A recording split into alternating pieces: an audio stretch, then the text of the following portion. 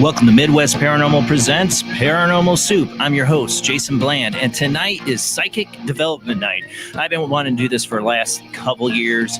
A night where we basically all take turns and learn together, developing our own psychic abilities. Yes, I believe that everybody has the potential to do it. Now, is everybody going to be, Robbie Thomas, psychic profiler? No, but everybody, I believe, has an innate ability to do this. I have had my own experiences that made it so real to me that this ability is real, that people can actually do this, that I've always contemplated development, but I feel like you need other people. You need a group, and there are people that do this. They have like psychic development groups. Well, this is our time to do it on Paranormal Soup tonight. We'll have the phone lines, the chat room. We're using StreamYard to stream out to Facebook and YouTube, and we're on our Paranormal Radio app as well on Talkstream's Paranormal Radio app. You can hear us there, but you can watch, and you might want to watch tonight because we got some fun games that might include a little bit of the visual. We'll go over all the stuff we're going to do tonight, but we have a special guest joining us, Chip Reichenthal from Kindness Beyond the Veil. He's got some announcements tonight too about that we'll get to. But first time we've ever had Chip on. We're not doing an interview, Chip. Chip's joining in tonight on this whole psychic development thing. He wants to do a reading on me. I think that'll be interesting, but we're all going to take turns doing it. We got Rob, we got Jamie. Hopefully, no, we don't have Rob. Hopefully we'll have Rob. We have Bill, Jamie here. They're going to do readings as well. So there's a lot to go, and you know how time goes, and we got World Wide Web of Weird. So let's go ahead and get rolling into the show.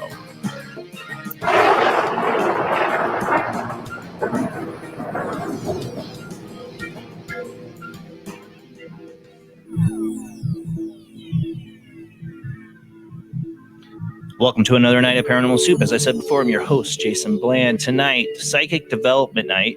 There's Rob. Let me get the screens right here. There we go.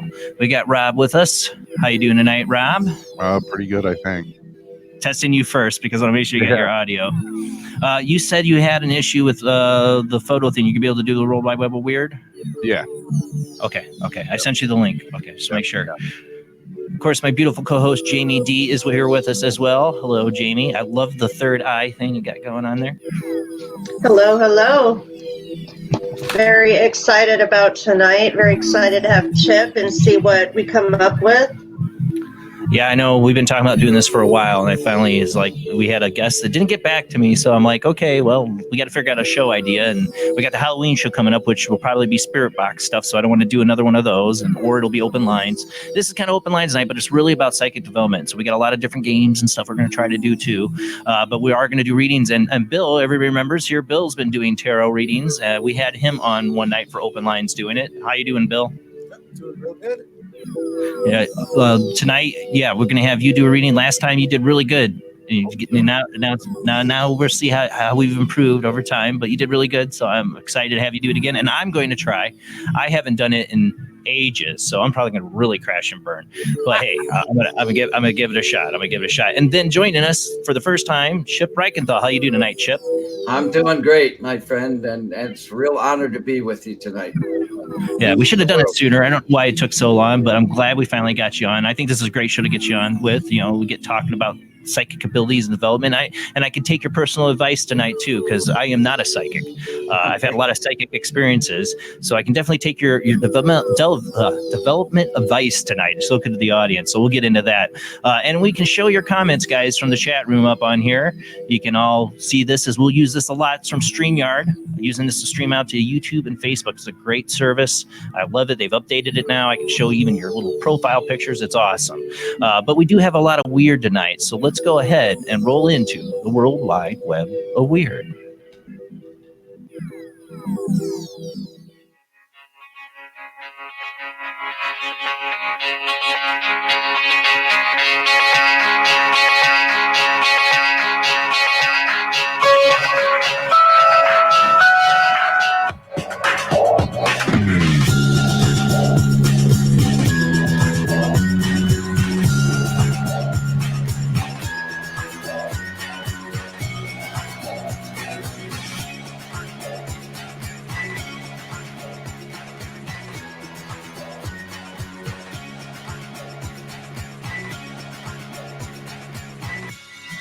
Tonight on the World Wide Web of Weird, I always try to give us updates if there's some piece of footage I showed or an article I read and there's some kind of new update to it. This one was last week. Everybody went ooh and ah at the lights over the ocean that looked, some say like they're UFOs. It was very viral, and there's been a lot of debate on it, but this article from Coast to Coast has somebody who's put a comparison video, and remember I said it could be flares, military flares. I don't know why they'd be out there or why it hasn't been identified as that yet, but somebody put a comparison video up there. Let's get your thoughts. Again, for those listening on our Paranormal Radio, on the Paranormal Radio app, on Talkstream, we are a webcast. You can watch. We do have videos. This is the only video we have tonight. Rob should be able to do a share screen, I hope, here. We did it before with 5 people. Let's see. Waiting to see if he gets it up here. This video we're going to show is a comparison video. This is the original was in North Carolina. That some people suspect it could be UFOs appear to have solved. They might have solved the source of the orbs that seem decidedly terrestrial in nature. William Guy, did you are able to post a video? I'm not seeing it, Rob. Or he's trying. I don't hear you. You're muted. Yep, I'm having issues. Okay. All right. Let me get it back to my share screen there. Hold on. Okay. Wrong buttons. One momento. Not that. There we go. Okay. I'm gonna back out. I'll be back in just a second. Okay. Let me know. I'll get this video up first here.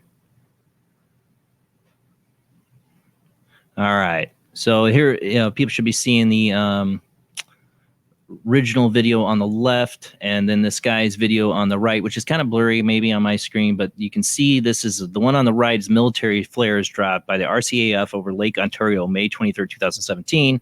The other one was September 18th, 2019. Very similar, and I definitely thought flares when I saw them, but just thought it was weird. Nobody in the military, nobody's been able to find out. I mean, this was even on Fox News. They talked about this. Why we haven't, somebody's come out to claim them. I don't know, but I definitely could see the logical explanation being flares. I don't know. But that's it. I always update if I see something new. All right. Number 2. Of course, I have to keep an eye out here if Rob drops in the panel. There's Rob. Let me add him back. All right.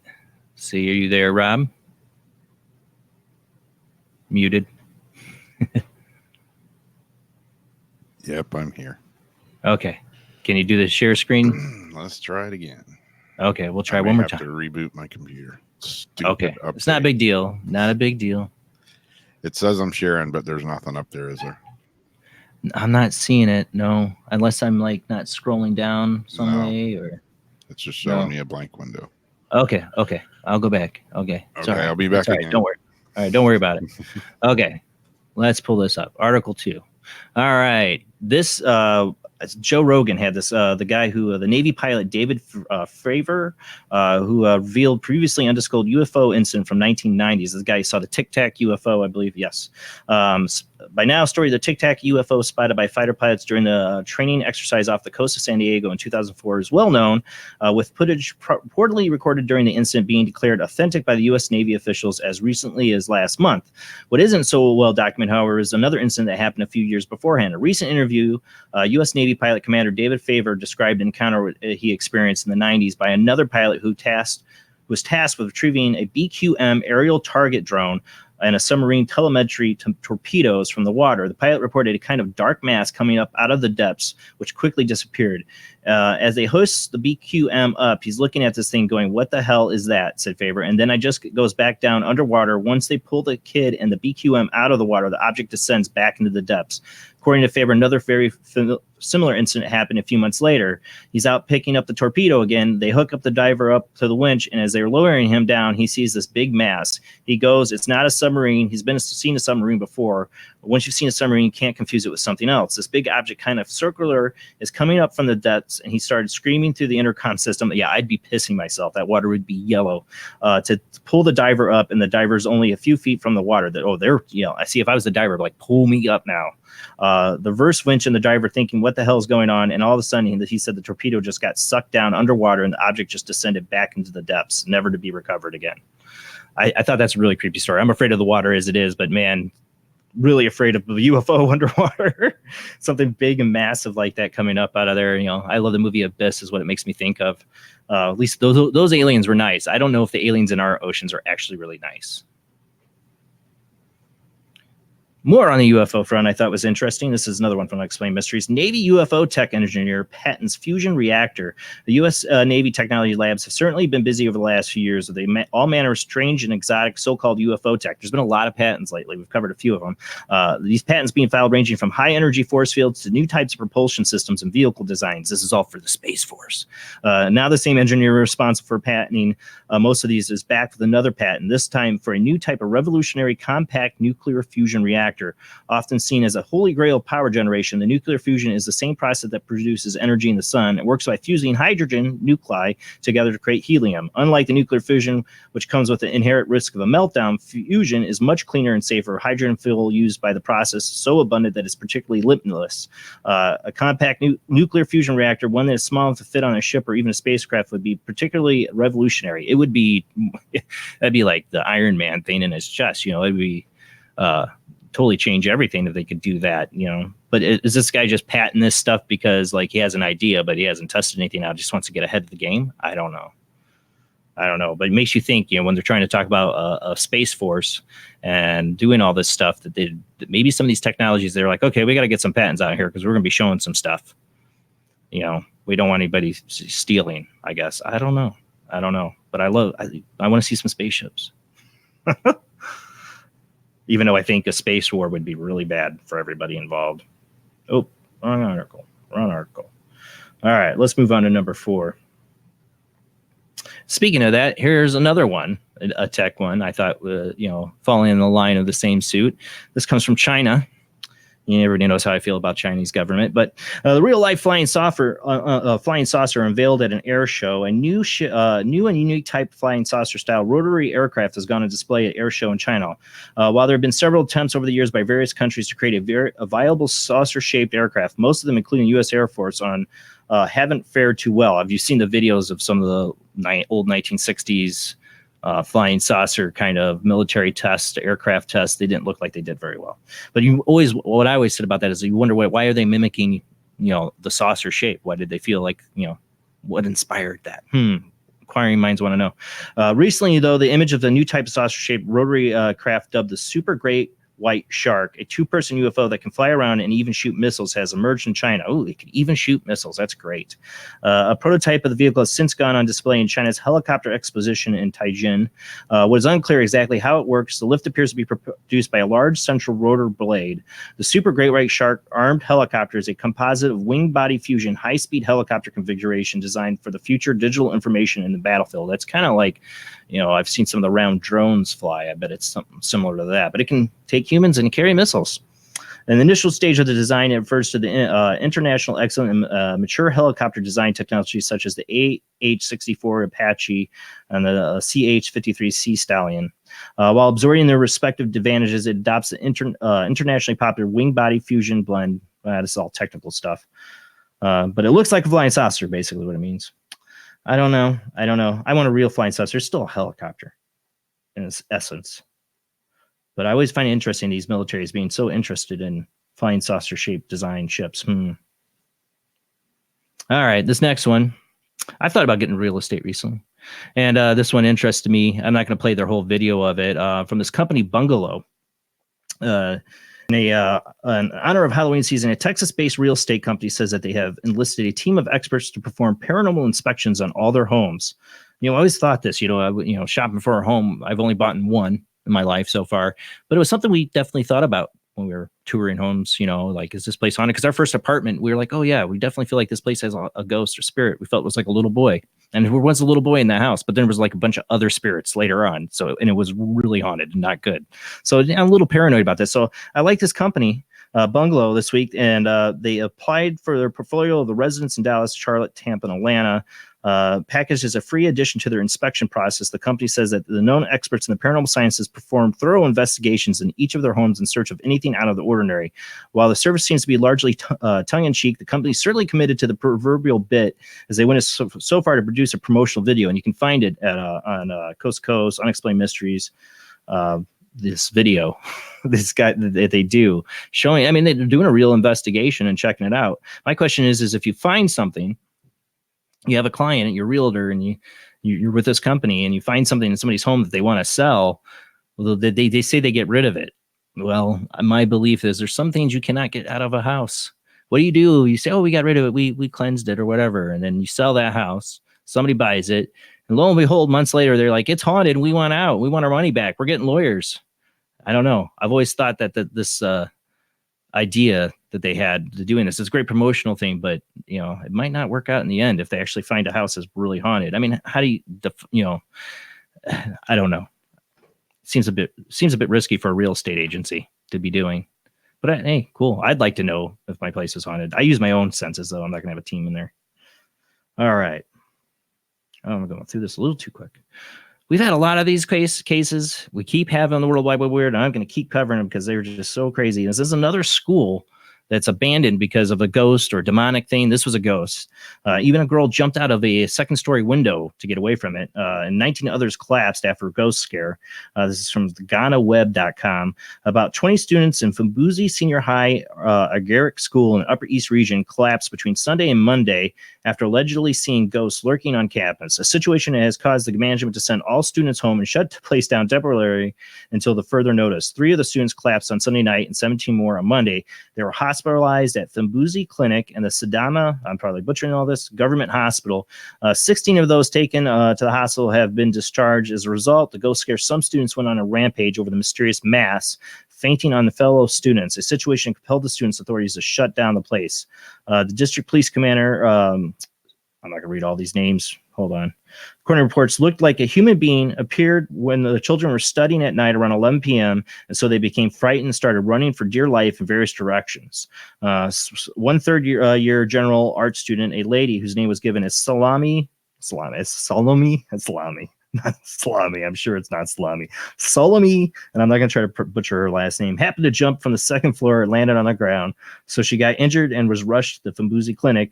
But the information we have now is that she has been transferred to another hospital. So then around 1 a.m. this morning, that at dawn, some of the students, according to the information we have, went to the house mistress bungalow and threw stones to damage some of her property. This was like in a protest because of conditions of where they're living, like living in a haunted dorm. According to the information we have, some of the girls have had some attacks which look spiritual, so they've been rushed to the government hospital. The school has been closed down. All the students have left campus. There's this, I don't know. We've had so many of these in the World Wide Web of Weird, and it's like they said, it's all these different, these different South American countries, and the Philippines, these spots in the world where we seem to have these. Schools just literally shut down over kind of like the Salem, Massachusetts kind of hysteria with the girls. Like there's a demon there. There was one where there was a witch. it's weird. It's never happened here, but maybe it will. I don't know. We have our own weird things here in America, like Slender Man and stuff kids get all freaked out about. All right. Number 7. I guess I'm going through the World Wide Web weird fast too, because I want to get to some stuff before we go to commercial break for homework for you guys during the commercial break. But the last one here, this article kind of ticked me off. I don't know if I'm going to read the whole thing. Astrophysicist who just won the Nobel Prize says we'll never colonize exoplanets. It's been a busy week for astrophysicist Michael Mayer. On Tuesday, he won a Nobel Prize for his work detecting exoplanets. Then on Wednesday, he crushed the dreams of anyone hoping to one day colonize those planets.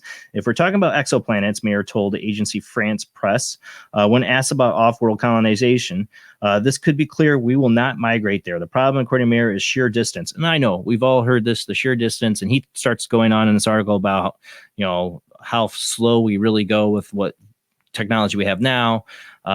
Obviously, he's not a big fan of the warp drive idea, I don't think. Of course, I just saw another article where they said, warp drive is still too slow to make it to these planets. I don't know. I saw a big alien ship fly over my head when I was 17. I'm not joking. I did. It got here somehow. I don't know. Maybe they're from a parallel universe. I don't know. But they got, everybody I've not seen a physical alien, but I've seen a huge ship. That was some kind of technology. I believe one day we'll discover how to go to exoplanets. I think if the aliens are doing it, we'll figure it out if we don't destroy ourselves before then. And that's what this article gets into. It gets into a whole guilt trip course. Guilt trip. Had to guilt trip us in the article about how bad we're treating the planet. Of course, I do agree we are treating the planet pretty bad. But his whole point is that we don't need to be dreaming about going to other planets. We need to take care of this one. I'm like, oh, okay, whatever. I understand that. We all understand that.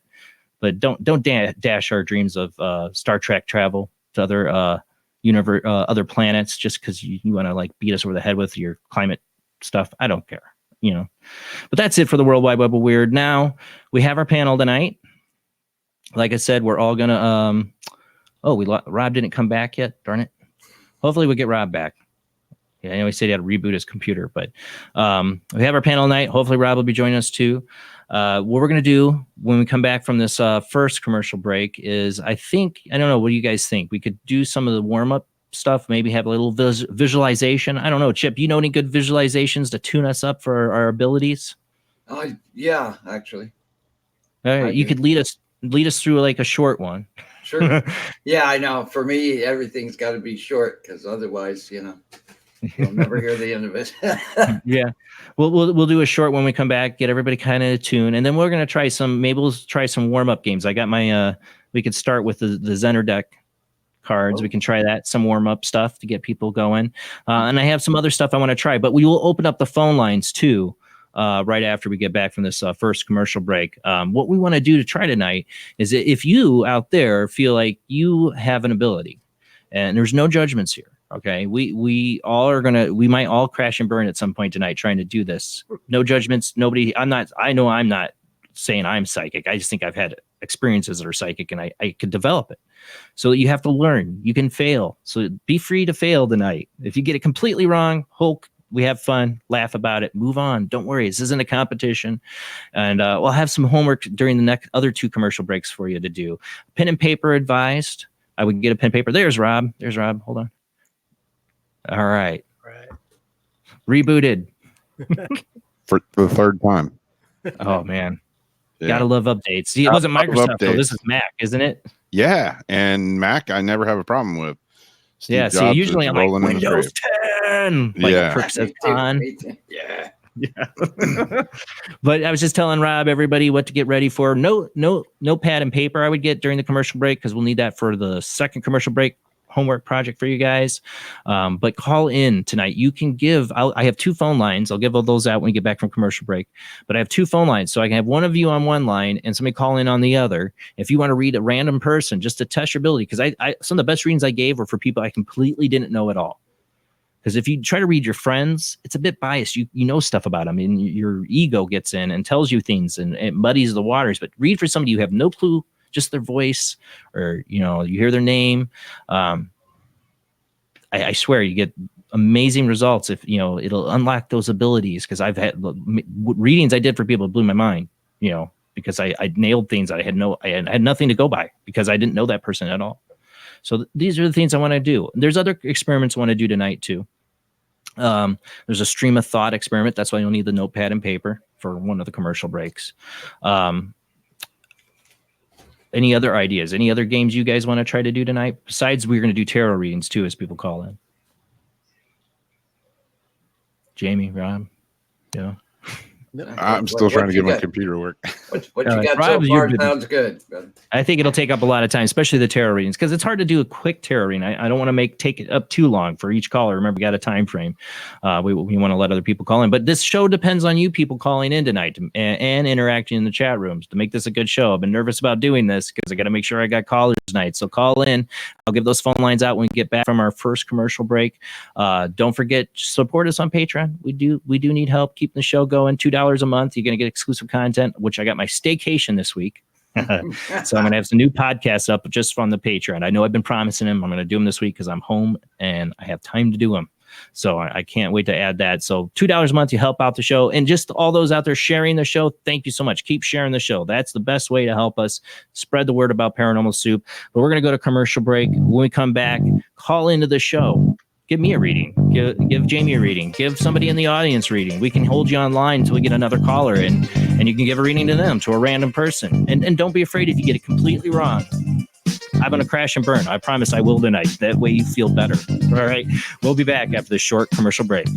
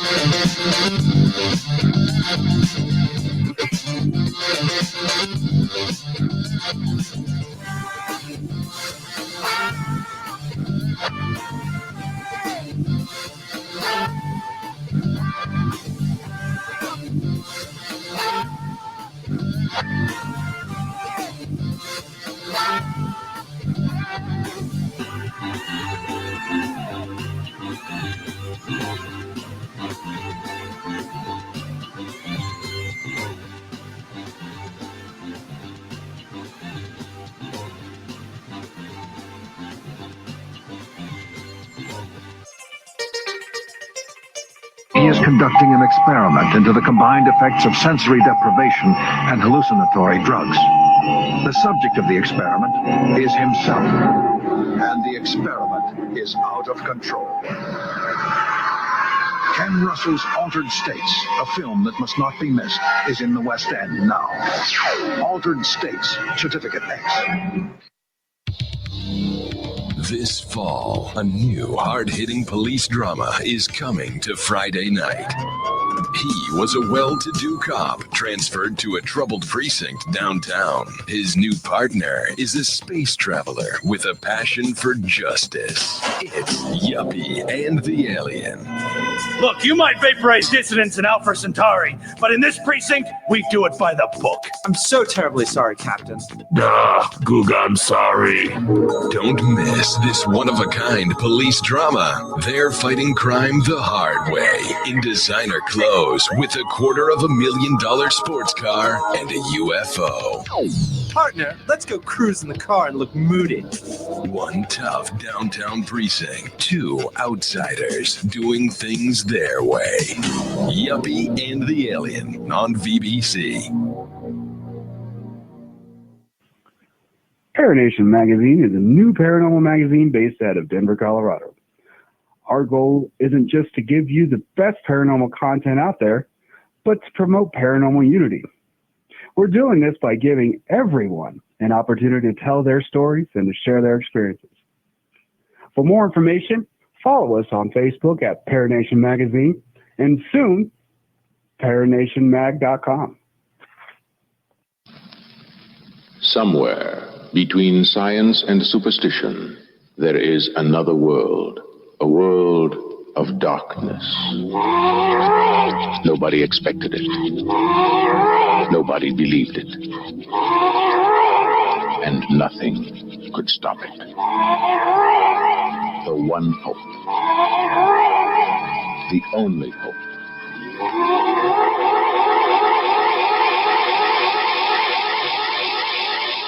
The Exorcist.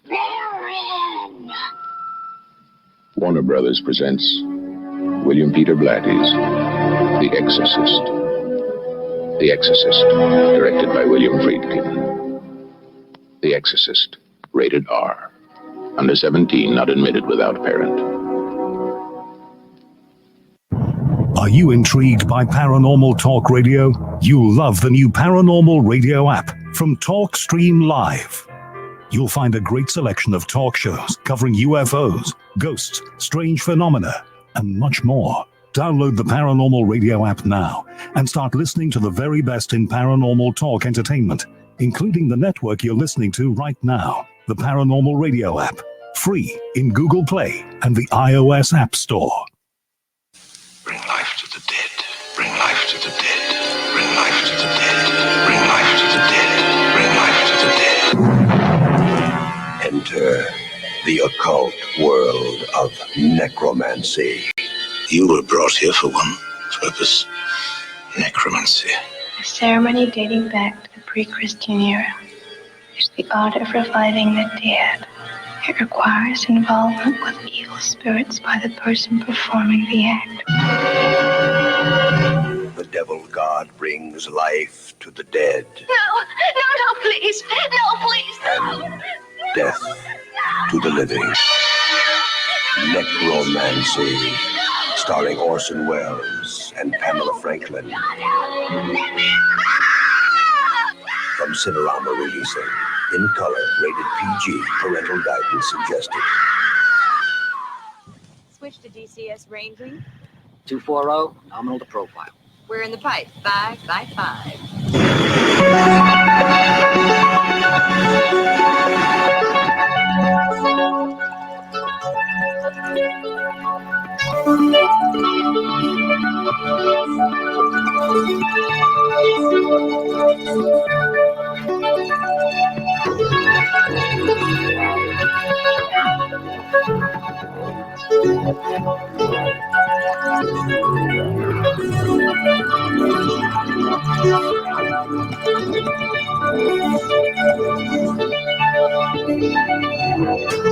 Tonight on Paranormal Soup, it's Psychic Development Night. It's the first time we've ever done this. I've been wanting to do this for a couple years. A little afraid to, because I'm going to put myself out there, I think, and try to do a reading tonight. It's been a long time. But I want you guys to feel safe to do that here, too. This is what Paranormal Soup has been. It's about exploring the paranormal together, and that's why I love my chat room. I have such a great small group of fans, but I love it because you guys are so loyal, and you have so many different interesting perspectives. And I saw when we had Robbie Thomas on, a lot of people talking about their own psychic abilities, and some people are like, no, yeah, I don't believe in psychics. Some people do. Some people have their own abilities. I believe that everybody can have a psychic ability of some kind. I've had my experiences. I held a photo. I've talked about it before. I held a photo of a person who was deceased. I knew their name. I knew their last name. I knew that they had hid stuff in their home, and it was later discovered I was right. How that happened was spontaneous, but it made me believe that anybody could do it. Because I'm not John Edwards. I'm not a psychic. I wasn't then. And it just happened to me. And I've always been interested ever since. I started reading tarot. I was reading tarot already by then, and I've been interested in it.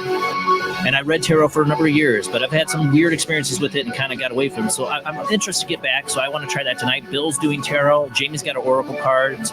Chip Reichenthal does tarot. We're going to all do readings a little bit. And we already got the phone lines full, but there are ways to call in. Right now they are full, but you can call in at 219-230-4444, or you can call in at 260-225-9419. You can also call in on Skype IDs Jblandoo or Skype ID Jblandparanormalsoup.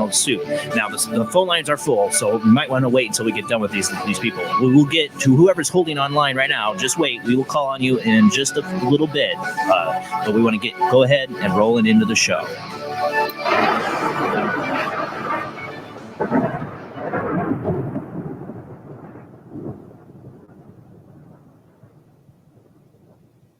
All right, let me bring up our great panel of people here. Again, if you're just joining us, we got Jamie D, of course, the Paranormal Soup team, Rob Audrey, Bill Perry, and then we have Chip Reichenthal with us as well. Welcome to the show, Chip, for your first time tonight. It's a great show for you to join us on. Yeah, real honor to be here. You know, it's you and I have been talking about this for a long time. I'm returning the favor, by the way. We could talk about that after the show. Well, give a little bit of a brief description of who you are, and you said you did have a little bit of an announcement to make too. I don't know if you want to make that tonight as well. I do, but I really have to put my overall perspective by saying that, you know, when I was a young kid, I never saw a ghost or anything. We saw a couple of UFOs, but that's beside the point. It wasn't until 2 days before my 21st birthday, my best friend through childhood, he lived next door to us. I've known him since age 2. We were like twins, my first soulmate, without actually realizing that. But he was down in Florida. I was up in upstate New York when, at the time, he had been in a terrible accident. He was on a motorcycle, and this Lincoln Continental ran a red light, hit him head on. He was brain dead when they brought him to the hospital, and it was grim. You know, I mean, that was the general listing. Yeah. But they had kept him alive artificially, you know, with machines and stuff. But he was basically a vegetable, you know. And it was a night before my birthday eve. So I was having a birthday eve party. Nice quarter Colt 45, you know, because that was the best stuff at the time. You didn't need anything more than that, you know. Just so I could process this, because it had been a couple of weeks. You can't grieve somebody who's not dead, you know. So how do you feel about somebody that's not alive? And anyway, I was on this swing set in my parents' backyard. And by around 2 a.m, I kind of sensed this energy on this swing next to me. I'd never done that before. I'd never sensed that before. I wasn't really off-put by it. I'm more fascinated than feared, you know. But so eventually I said, you know, is something there, somebody there, you know. And it was him, you know. And I can't explain, you know, what this energy looked like. It's like he, on a hot day, you can see the heat rising. Or in that Arnold Schwarzenegger Predator movie, when that thing was like there but not it's like there, a shimmer. Yeah, it was like a shimmer in the, you know, the human silhouette, you know. But it was him. And, you know, first he came to wish me a happy birthday. We were very well aware of each other's birthday, but he also came to ask for my blessing because he wanted to die. And I didn't understand that. You know, come on, man, you know, hang in there. They'll fix you. You know, and he's like, no, it's way beyond that. You don't understand. And he was all this really independent kid, you know, ran away from home a bunch of times just so he could make his own decisions and, you know, feel like a man, right? So here he is in this hospital bed. He can't think for himself. He can't eat. They have to feed him through tubes.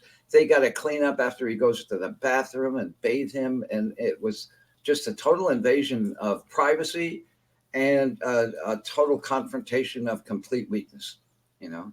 So once he put all that in my shoes, you know, so I could see it and think, if that was me, what I want, you know, it clicked. And at that moment, I became very touched, you know, that he, of all the people he could ask, it was me. Right. And I said, yeah, absolutely. I understand now.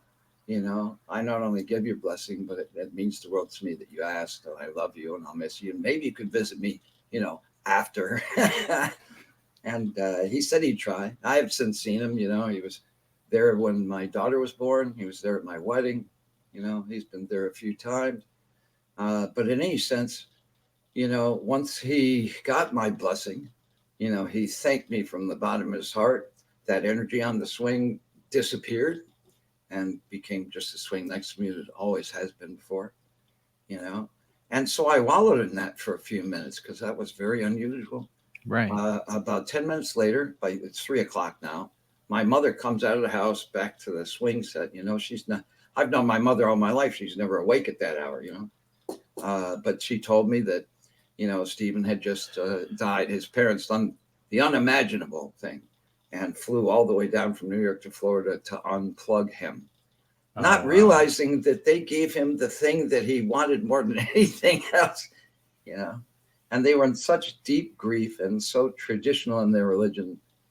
I couldn't even tell them for about 10 or 11 years, because they wouldn't have heard it. But you couldn't talk about that. I couldn't tell my parents about this. Right. I couldn't tell my friends in the neighborhood about this. My friends out of the neighborhood, at my church, you couldn't tell anybody about this stuff.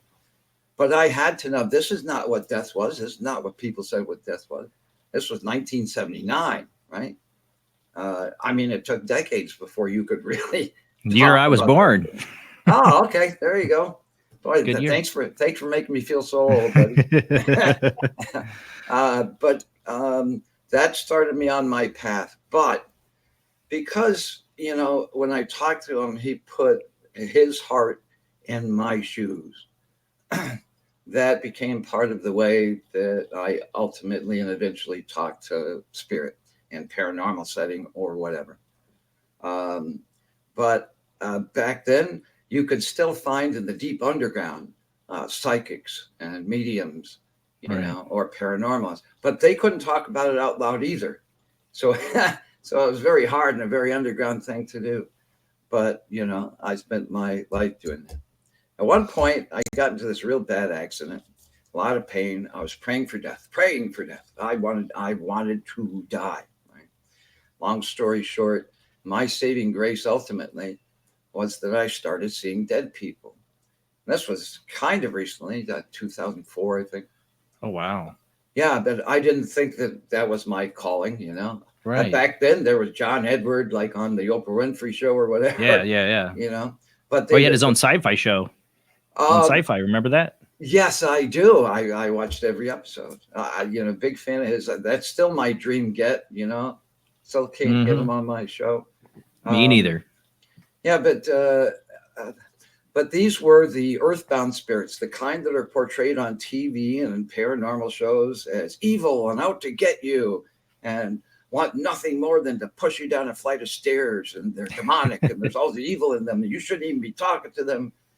And they saved my life because they said, you don't want to be us. Trust us on this. We are us. You don't want to be us. The pain will subside. It will bring wisdom to you. You'll be fine. And so I ultimately worked a lot with earthbound spirits, or saw them in haunted locations and paranormal investigations and things like that. And so often I would see people walking through this pocket of energy, whatever it was, and automatically saying, oh, I feel something bad here. There must be something demonic here. And already they've dropped the ball on the opportunity for these. Well, they see all the TV shows that it goes demon on the obvious, Well, look, most people that are into paranormal, and they're not into paranormal because they just woke up one day and said, I think I'll investigate the paranormal. They're into paranormal because something happened to them or somebody that they love, that they had no control over and scared the crap out of them. I say 98% of the people in paranormal come into this realm from a place of fear. I came from a place of love. It was my best friend. And then my wife's dad, about a year after he died.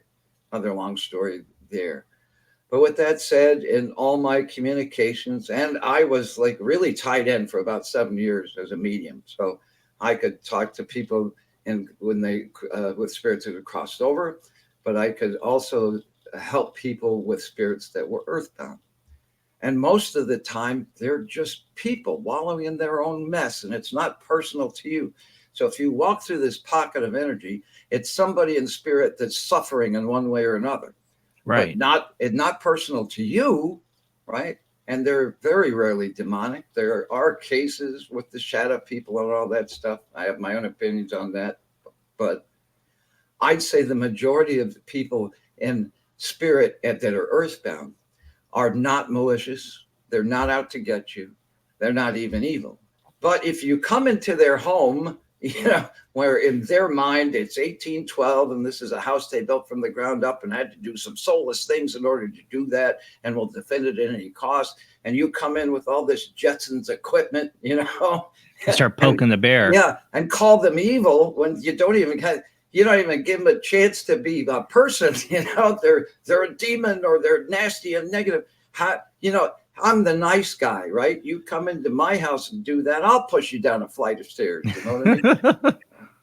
But anyway, I always compared to the cave in Dagobah in Star Wars because Luke is waiting at the cave and Yoda says, you don't need your weapons. And he's like, yeah, right. And he brings his weapons in. And what happens? He gets in a fight with the shadow version of Darth Vader, because that's what he expected. Right. Well, that's the thing. A lot of people expect to have fear. They almost create it and make it happen. And then there's these TV shows where they taunt these things for the studio audience, and people think that's the way to do it. So they automatically come in doing bad method. Look, these earthbound spirits, some I had the opportunity to cross over, and I will say it's one of the most beautiful things you can do in life. It's beautiful.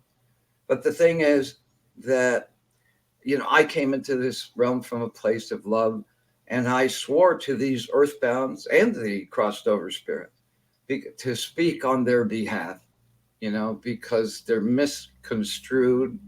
They're most often not malicious at all, Right. That's how I've felt about it too. And I've had a malicious entity attack me and drive me to my brink. I'm not saying they don't exist, but they do. Personally have never had a negative encounter in my 40 years now. Lucky you. Never. Yeah, I honestly think it's more luck and skill. I really do. Right. But it's also a thing where if you're a white person that walks into a black neighborhood that has this reputation of being bad, you're not going to expect these guys to automatically come up and hug you, right? But treat as you want to be treated, man. Great analogy. If they don't see you as a person of harm, they'll leave you be. They might even be protective of you. I've seen that happen personally in life, and forget the dead people. It's the living people that scare me. We say that on the show all the time. My World Wide Web of Weird is evidence of that. Yeah, right. I love that, by the way. But I do have a radio show. Yeah, I'll get to it and then I'll shut up. I've had one called Kindness Beyond the Veil, which is a radio show that points out that there are kinder sides to all these realms, to the paranormal, to the extraterrestrial, and metaphysical, supernatural, witchcraft, alternative healing, psychic worlds. Because there is good in them. In life, there is a fear-based side to things, which the media seems to cling on to with all this fear-mongering and everything's evil. And the newer shows are even worse because it's a demon ate my lunch or whatever, but it's always devil or demon in the title. And it's like, come on. Because the majority of these things, the majority of these occurrences at a base level are positive. And so I've found beautiful guests that prove that. One of the things I want to get to your announcement, but one of the things I would point out, though, I always say the most common paranormal experience people have, I think, is the loss of a loved one and them coming through to them. Yes. Afterwards. I think that's the most common paranormal experience. Right. But a lot of people don't understand the thing about affirmations.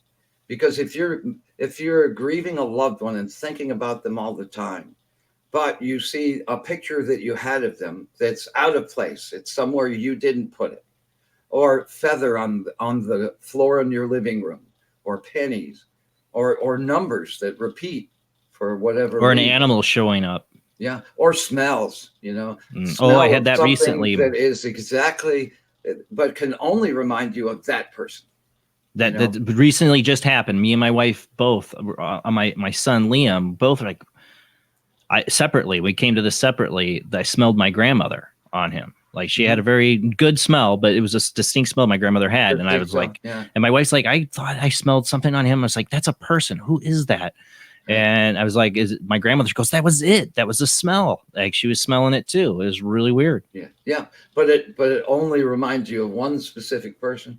My wife's dad pipe tobacco, but it was Burgundy cherry pipe tobacco. So not just any pipe tobacco. We're driving in the car one day and it's wafting in and out of the front seats of the car. So she can smell it and then I can smell, oh my God, your dad's here. But a lot of people don't know about affirmations. So you don't have to miss these loved ones because they're sending you signals right in front of your eyes. And as long as you're aware of that, there is really less to grieve. And it does answer that question. I wish they were here. I wish they were here to see these things. They're letting you know. They are. Yeah. Well, let's get to your announcement because I do have people waiting on the phone line. I know, right? Yeah. Let's go ahead and get to that. My announcement is, my show, Kindness Beyond the Veil, is officially ended as of a couple of weeks ago. But all that really did is kind of create a bidding war of sorts. So starting October 21st, I will have 2 live shows on 2 different networks on the same day.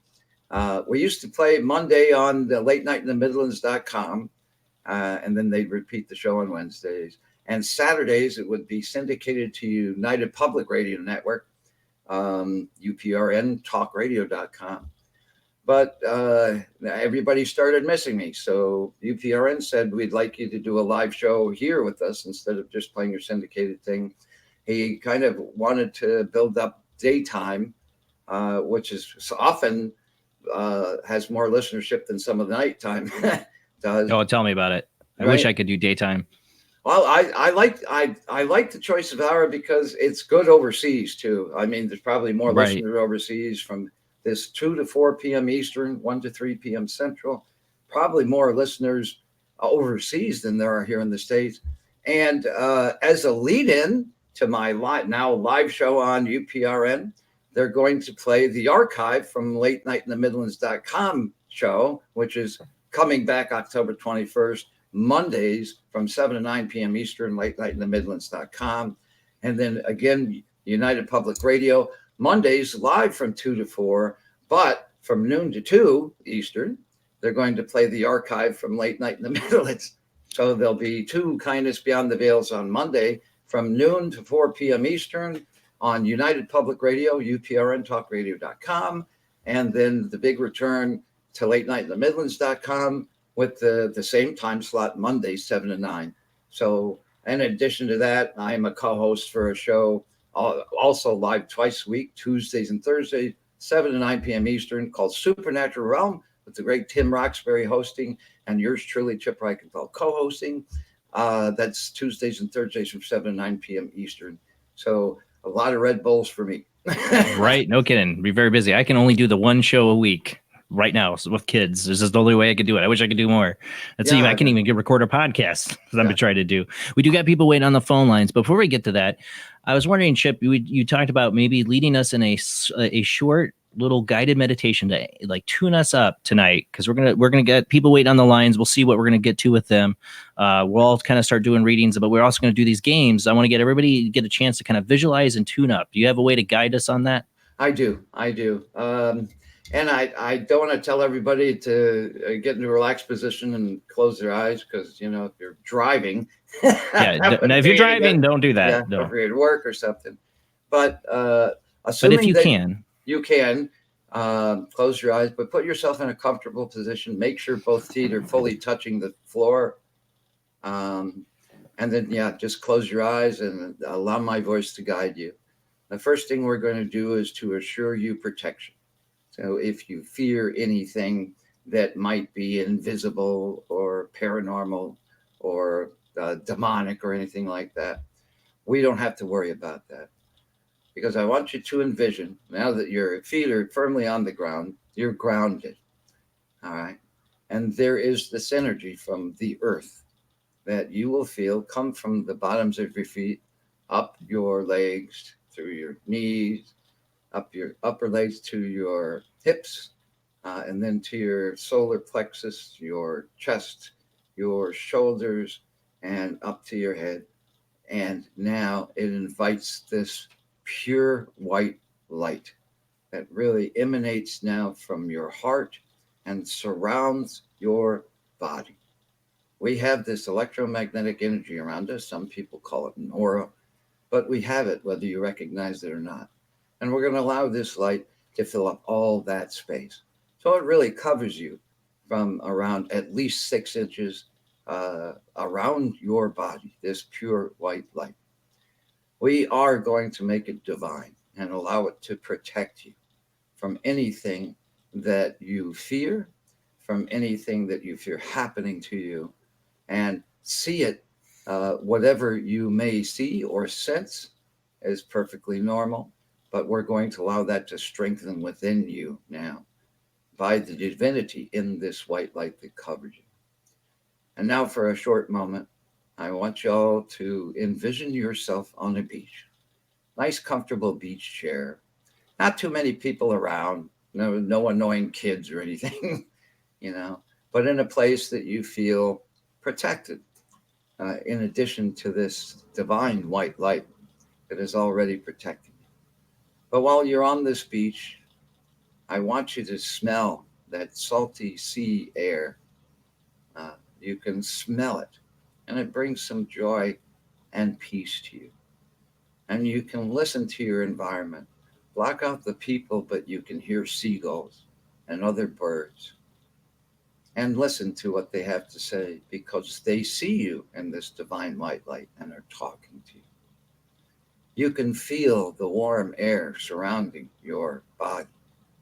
And yet, as you feel that it's almost a bit hot, there's this nice, mild, cool breeze that is hitting your face, where you say, wow, I sure love that breeze. And know that that breeze loves you. It's one of the elements, this air, this breeze. And suddenly you're aware of all the elements, with the exception of fire. The ground under your feet feels wonderful. Right? The plant life that is around you almost recognizes you and the divinity within you. And you feel euphoric, because it's as if everything around you recognizes the beauty within you. And with this, and this beautiful white light encircling you, this divine energy that is here to protect you and will protect you for hours and hours and hours, we're going to tell you a secret. Your personal intent is stronger than anything else in and beyond your personal reality. It is stronger than biases or judgment or preconceptions or attitudes or judgment. We can let all that go and open the floodgates to the interdimensional and divine world, knowing you're absolutely protected. And for those of you that ever felt that maybe you had some instincts toward psychic ability, you indeed had them. For those of you who never even thought about it, because you're so logically minded, well, there are two sides to your brain. The other side is creative, and we're opening that up, because that will recognize spirit, that will recognize angels, that will recognize the interdimensional world, and allow you the freedom to actually see how gifted you really are. Because on this beach, the beach knows it, the water knows it, the birds know it, the breeze knows it, Chip Reichenthal knows it, and everybody on this program knows it, and everybody listening knows it. But remember again the secret. Your intent is more powerful than anything you'll ever know. And tonight is the time for that to shine. You'll be surprised at what happens. But know you're protected, know you're gifted, and know the power of your own intent. It's stronger than anything else. Just swallow on that for a moment. And then you can slowly open your eyes again, but feel a different power under your feet and throughout your body and around your body. And just know it's the universe's gift to you. And you can open your eyes now. And that is our little exercise. All right. So hopefully everybody's in tune. We do have one person that's been waiting, called in as soon as I said you could call in. They did. We got 807 area code. Who do we got on the line? It's Laura Lee. How are you, Jason? Hey, Laura Lee. Thanks for calling in. Laura Lee. Hi, Chuck. Hi, Chip. My mouth's not working. Hi, Chip. Hi, Jamie. Hi, Bill. And hi, Rob. How's everybody? Doing good. Doing good. So how did you want to participate tonight, Laura Lee? I would love to do a reading. I've never had the opportunity. Look, I've done it for Chip before many times, but I've never done a reading. So I wouldn't mind doing one if somebody's got a question or. Yeah, Laura, Well, I did. Okay with that.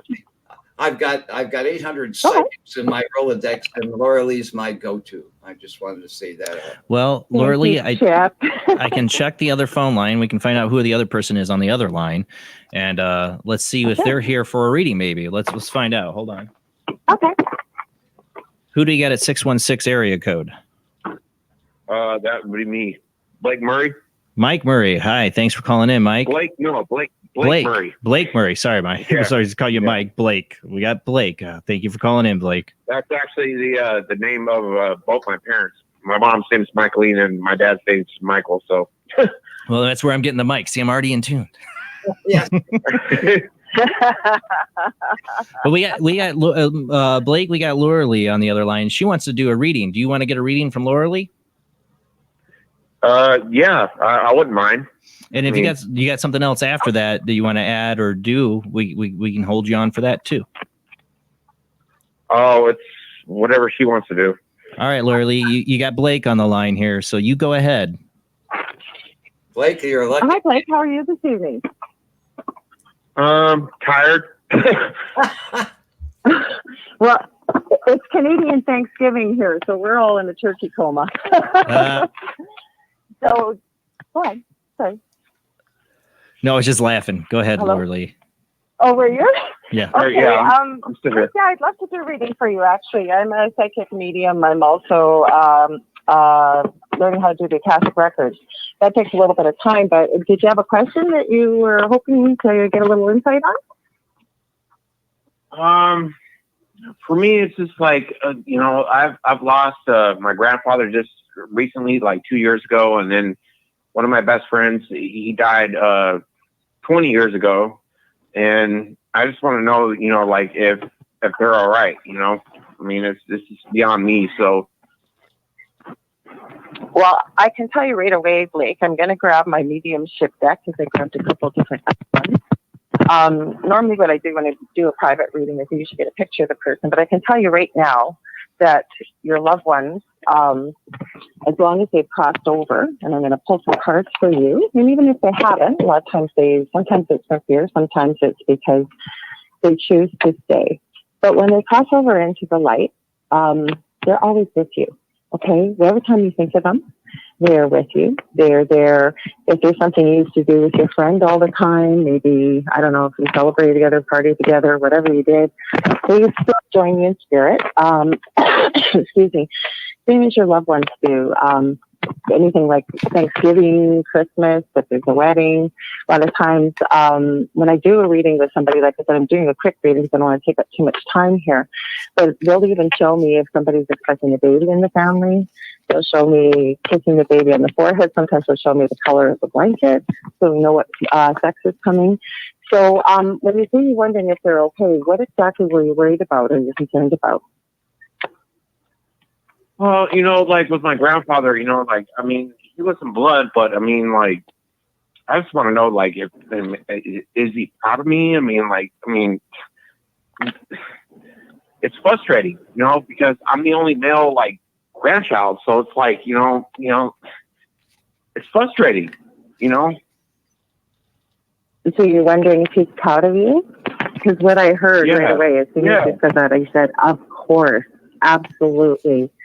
The other thing I always tell people if I'm doing a quick reading like this with mediumship, if you do want to connect with your loved ones, and this goes for anybody, you know what? Before you go to bed at night, hold that thought in your mind. I want to connect with my grandfather in my dream state. Because that's the easiest way for spirit to connect with us is in the sleep state. Because when we're open, our subconscious is open at that time. So, but I heard absolutely he's proud of you. I'm going to pull 3 cards for you from my mediumship deck. It's called Talking to Heaven, and it's from Doreen Virtue and Jblandparanormalsoup, who's also a medium. Like I said, if I had a picture, and I know that's how Katrina Cooper is too, I usually get them to come through right away. But just give me a sec. I'm hearing 3 cards for you. I don't know why, but hang on. One. Sorry. One is great. I know we don't like to have dead air here, so I don't want to keep rambling. And I've got a little bit of a delay. So we'll see what the answers are for you. Asked if he's proud of you. I already, like I said, heard okay. Absolutely. And like I said, part of the reason I find with our loved ones too, especially if we're still grieving them, or, sometimes there's people you want to talk to them so badly, that sometimes that kind of interferes because, like Chip was saying, our loved ones are with us. They leave signs around us. Sometimes people find feathers, like he said. Sometimes it's dimes or pennies. I know one person I was doing the reading with joked and said, why couldn't it be like $100 bills? That would be great, wouldn't it? But they do leave us signs. Excuse me. So the 3 cards I pulled for you are, the first one is life is a series of choices. Choose love. The second one is you are never, and that's an italic, alone. And it says, the third one is I always give you a good night's kiss. And give you a little bit more information about these cards. The first one says life is a series of choices. Choose love. So hang on here. I'm going through this book. Every one of these decks comes with a book. So here now I got a pull order. So okay. What this says, this card, and there's 2 hearts with clouds in here, and almost looks like a field of green going off into the light. So to me, that's a sign that they've crossed over. At least one of them is. I'm really feeling strongly this is coming from your grandfather more than your friend. This is love is the true nature of your soul. By making a choice from love instead of fear, you are saying yes to source or God or whatever your belief system may be. It says, I remember in life when I would let other people's opinions, meaning from their perspective, the loved ones, of themselves, define who they were. It says, I was never, or it says, I'm sorry, I'm reading I'm trying to insert your grandfather here. So I refers to your grandfather. It says, I was never good enough to be accepted. It says, that was because I was living in fear. It says, but now I know how much more powerful love is. By making the right choices, you welcome abundance into every aspect of your life. And I want nothing more than for you to be happy. So with every choice you make, stay true to your nature and choose love. Fear separates, love unites. From over here, I will try to remind you to always attempt to see love in all you do. That way you can live a happier and more fulfilling life while on earth. You were just mentioning how frustrated you were feeling too. The middle one, I think, is a really important one. It says, you are never alone. What that says is, and again, this is from, I really feel strongly this is coming more from your grandfather. It says, I'm here with you now. I'm standing right beside you. Heaven isn't up in the sky. It's another dimension, and the frequency level parallel with the earthly physical plane. Every moment of every day, you are accompanied by powerful and loving guardian angels who watch over you from the dimension. They interact with your physical experience to help you bring divine spirit into the earth plane. Without spirit, the physical world would wither because spirit is the life force energy of everything and everyone. The angels and your guides, including your grandfather, it's in brackets, it says, who accompany you, are your heavenly entourage of loving supporters. You, like everyone, have access to heaven's help by acknowledging and attuning to this higher dimension. Meditation, music, nature walks, creativity, and other gentle actions will help you connect with us consciously. We are here. We are with you. And what I'm going to add to that is by doing things that you enjoy, that will help raise your vibrational energy, which makes it easier for us to connect with our loved ones on the other side.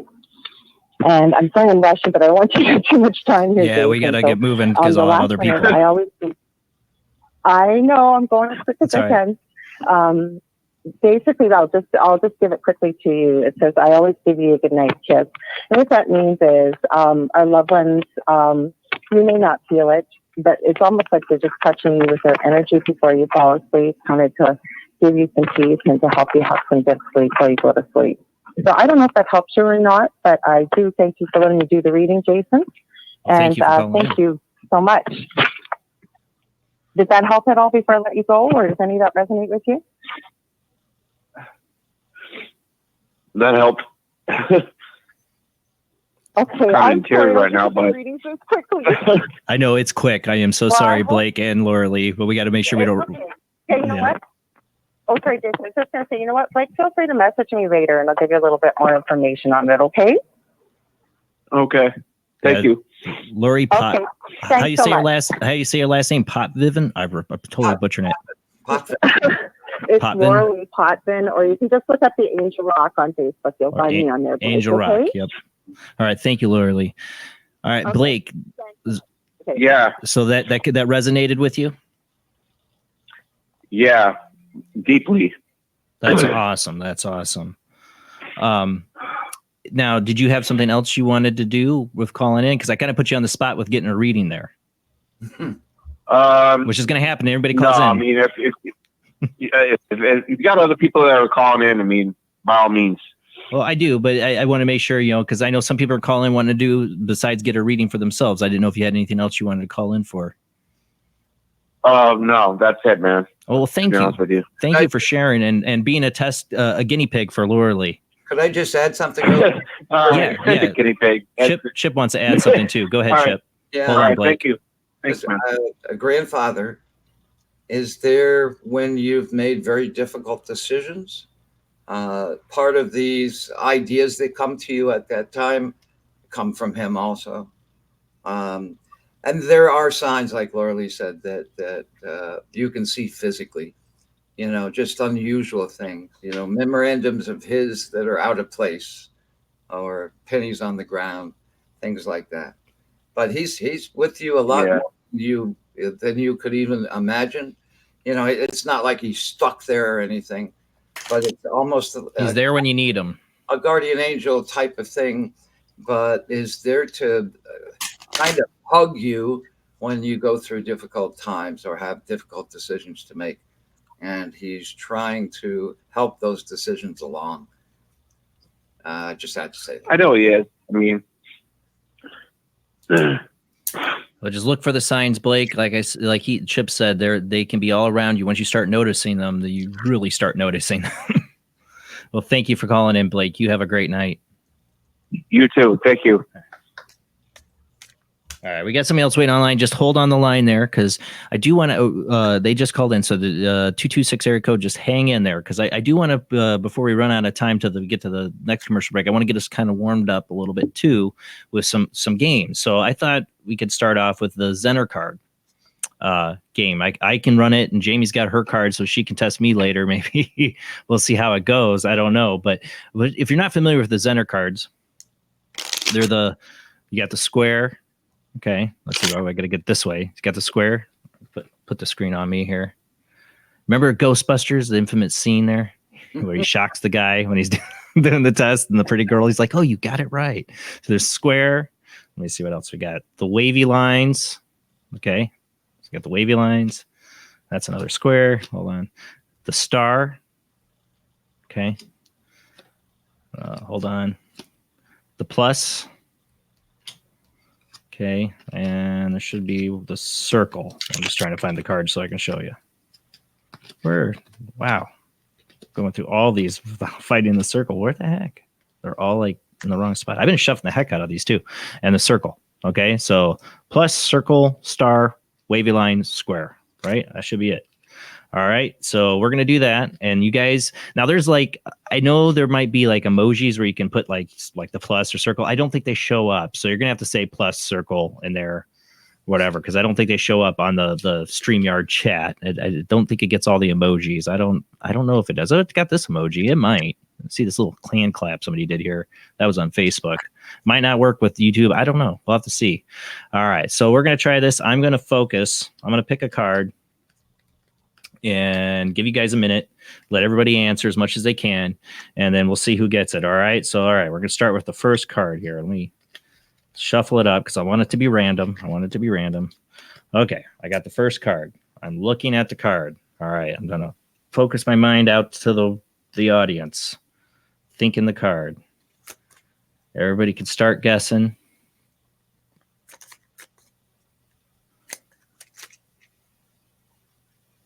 And anybody trying to call in on 219-230-4444, that's full. You can call in at 260-225-9419 is open, or Skype ID Jblandparanormalsoup. All right, I'm seeing some people. Allowed to guess. You guys can. You can type in the chat room if you don't want to influence the chat room, or you can call it out.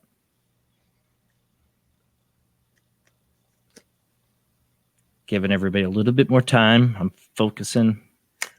I'm already seeing people type what I thought of. Focusing. Waiting. See, I'll give people a little bit more time. Getting a lot of comments here, so I'm seeing some people get it right. Okay, do you think I'm good to reveal it yet, or we got any more commenters? All right, any more? Okay, we got one more. I suck at Zener cards. Debbie says she sucks at Zener cards. No, you don't, Debbie. You don't suck at all because you got it right. Wavy lines. You don't suck at all, Debbie. You and Linda. And this is not a competition. I suck at this too. That's the first thing I thought of before even anyone. Right, Connie. I'm trying to find everybody who got it. Somebody did at the beginning. I thought it was her. Kim called it out first. But there's no competition. It's not a competition. Not a competition. If I miss anybody in this, sorry. I'm trying to see whoever everybody got it right. It's hard because it goes by fast. But a number of you guys did. So you're doing it. You're doing it. All right. I think she put hers in afterwards. I don't know. All right. Let's try another. We're getting warmed up. All right. I love, though, that she said, I suck at it right as I was about ready to reveal it. Okay. Let me pick another card. Okay. I'm focusing on the card.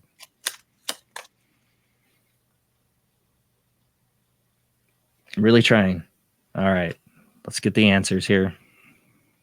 I gotta catch up.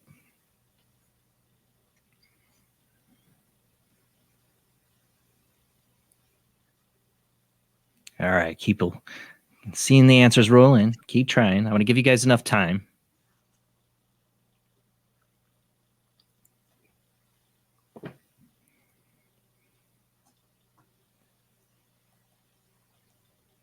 Keep going. Get people going here. Just remember, try to go with your first gut instinct. As soon as I say it, whatever first comes to your mind, that's what you should try to answer with.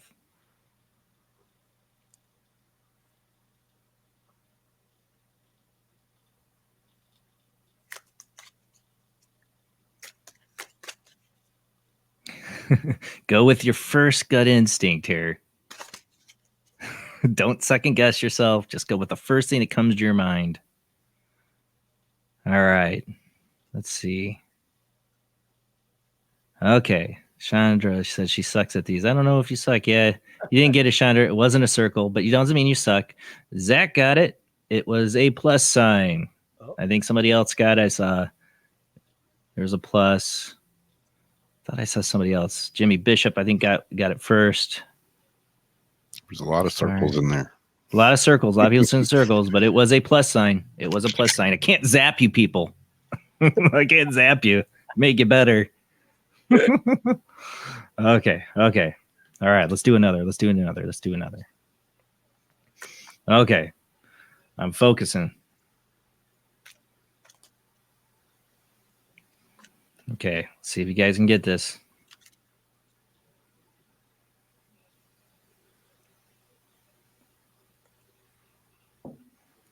All right, I'm focusing it out.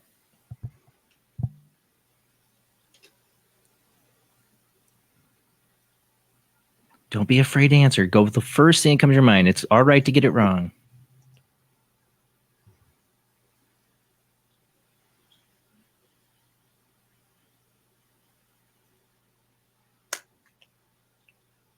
Keep waiting for the answers to roll in.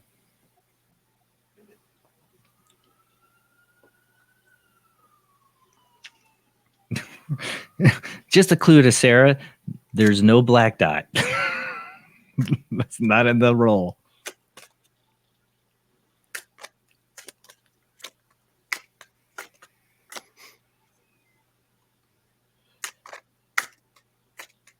Waiting to see if there's any more answers.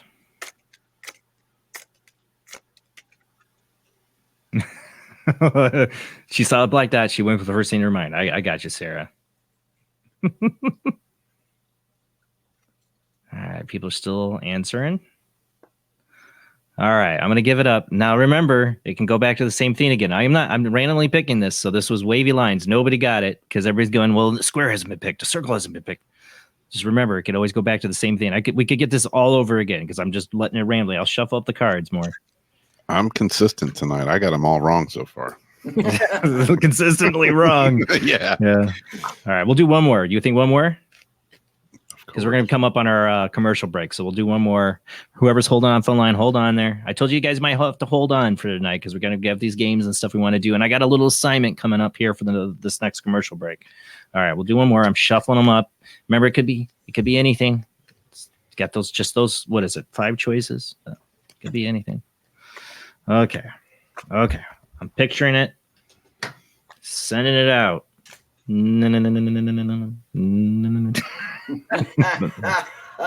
Sending it out to you people. Picturing in my mind. All right.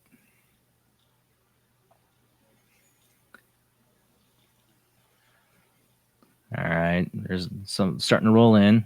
Now poop isn't a card. Should be though. It should be. That'd be great. You know what? We can make our own center cards with foul emoji. So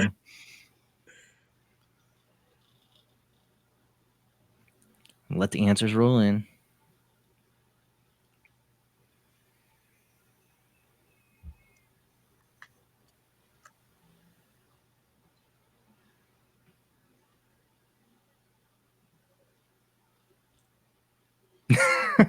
This is my problem here. Wait, where was it? What were the choices? I know, right? I know. Star, circle, square, wavy lines, plus sign. And people are like, stop talking. First thought that comes into your mind.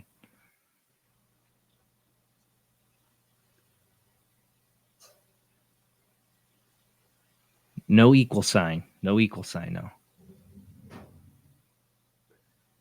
All right.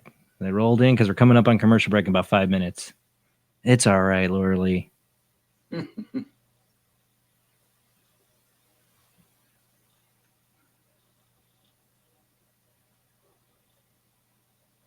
would help if I knew what the cards were. They're available. I gave you guys the cards.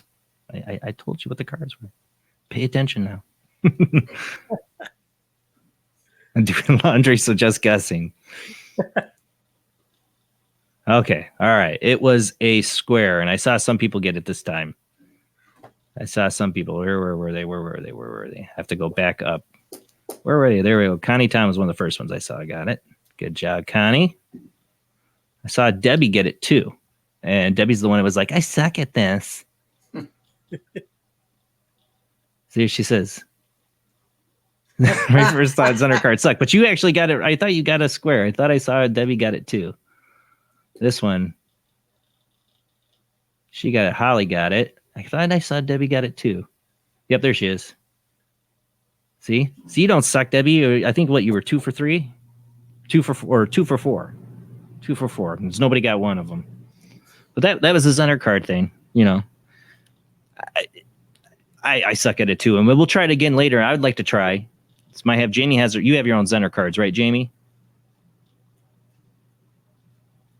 If you're not in, I can barely see. Oh, there you go. Yeah. Yeah. So we'll see how it goes. We might try it again tonight, but it's just to get us tuned up. What it's trying to teach you is go with your first thought in your head. Just go with the first thing that comes to you. I was remember when we did this like with the Stones in our Good Talk chat. And remember I was getting like the first like 3 times or 4 times in a row. I got it. I was like, bam, bam, bam. And then I started losing it because I started to overthink it and the ego gets in and you know what I'm saying? So I was like my first, and then everybody else started to get better as they went and I got worse. That's how it works. Did you know that Dr. Edgar Mitchell, while he was in space rotating around the moon, did a test like that? Yes. Yeah, they were. And it took 30 seconds in light speed for Houston to contact him, but he knew the answer immediately. He hit it almost 70%, which is unusually good. Right. But it created something in him that showed him that the telepathy the time it takes for the telepathy is instantaneous. The time it takes for the real communication between humans and the moon takes time. So it encouraged him to believe that consciousness could be some sort of energy form. Well, doesn't consciousness seem like it's faster than light? You know? Yeah, well, that's what he said. He thought telepathy was faster than light, and to this day, there's a foundation in his name that's working to prove that. That's awesome. That's awesome. And he's also been open to the whole alien thing, which is why I love Edgar Mitchell too. Came back a changed man. Most of these did, but they couldn't talk about it. You know, they're in the military. You can't say stuff. I always say, I told this to one young girl that works under me at my store.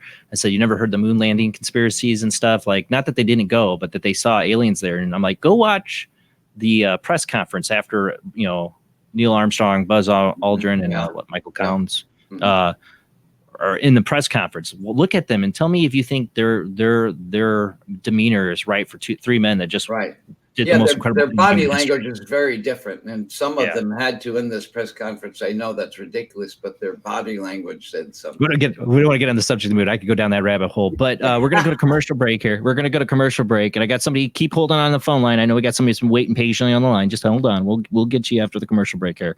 But I have a homework assignment for you guys during the commercial break. So this is a stream of thought. So what I want you to do is, if you got a pen and paper, try to make it short, but try to get as much details as you can. What I want you to do first is I want you to ask a loved one that's passed on that you would love to have come through in a communication to one of us or anybody in the chat room. Tell them to reach out to somebody. Okay. Even if you know somebody in particular in the chat room or one of us, tell them to do that maybe. But tell them to reach out to somebody. And then I want you to reach out to somebody else's loved one that's already passed. I want you to just write down, you know, all the stuff that comes to your mind first. Just the first things, quick jot down notes. Don't be afraid to get it wrong. What we're going to do is when we come back from commercial break, we got this phone call we'll get to, but when we get back from commercial break, I want you guys to post don't make it too long, but short little things you wrote down in your little stream of consciousness and see if it connects with anybody else here. We'll see. Maybe none of us will, but maybe you'll connect with somebody's loved one, and that information you pass across somebody in this chat room, we'll see. And I can show them. I'll try to post up your guys' stuff because we got people in Facebook and YouTube chat. So this way you can see it on screen. So that's what we're going to do. We're going to go to commercial break. When we come back, we'll do some more experimentation, maybe some more Xender cards. We got somebody on the phone lines, and we're going to do the readings. I know Chip wants to read me, so we got to get to that too. So time goes by quick, and man, it is flying by way too quick right now. So let's get to the commercial break, short commercial break, and we'll be right back.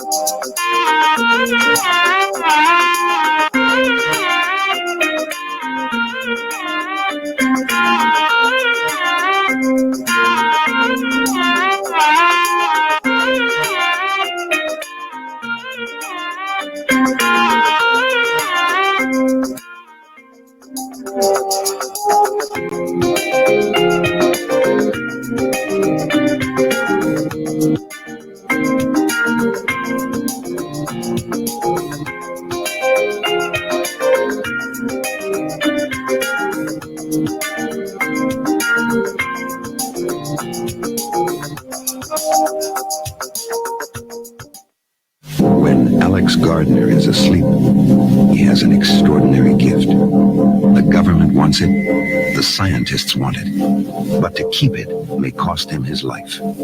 It might be better if Alex didn't sleep at all, but he cannot resist entering the dreamscape. Can you? See Dreamscape in the West End and all over London now. Certificate 15.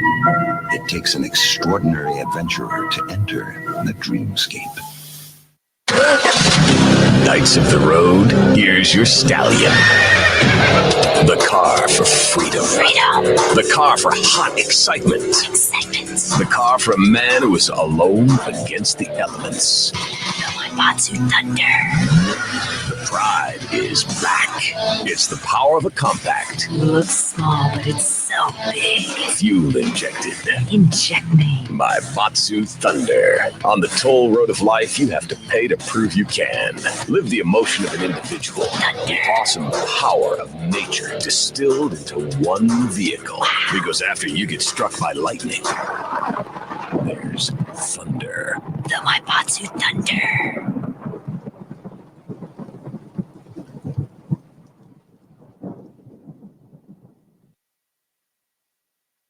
Tired of school? Who was Joan of Arc? Noah's wife? Like to travel? Let's go back into history. Let's reach out and touch someone. Want to meet people in the past? Put them in the Iron Maiden. Iron Maiden? Excellent! Execute them. Bogus. Then hitch a ride with George Carlin, Keanu Reeves, and Alex Winter in Bill and Ted's Excellent Adventure from Orion Pictures.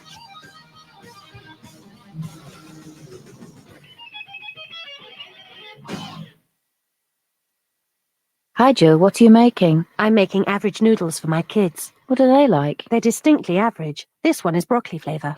That is very average. I could barely raise any extreme enthusiasm for those whatsoever. You should try their other flavours like carrot, plain fish and potato. Are they quick to prepare? Compared to other noodles, you mean? Yes. They're pretty average, actually. Well, I might just possibly go and maybe buy some sometime in a bit, perhaps. Yes, I'm sure your whole family will be mildly interested in average noodles. Average noodles, they're okay, just nothing special. Hi, Jill! What are you making? I'm making super noodles. For your kids? Stuff that. For me. What flavour are they? They're magnificent mild curry. Oh, they are super! Wait till you try their other flavours, like sudden fried chicken, barbecue beef, and cheese and ham. Wow, Jill, this has changed my life! Now I really appreciate the meaning of the word super as an adjective. Mommy, can we have some? Yes! In fact, let's invite the whole street round for tea! Yeah! Bachelor super noodles, not named super for nothing.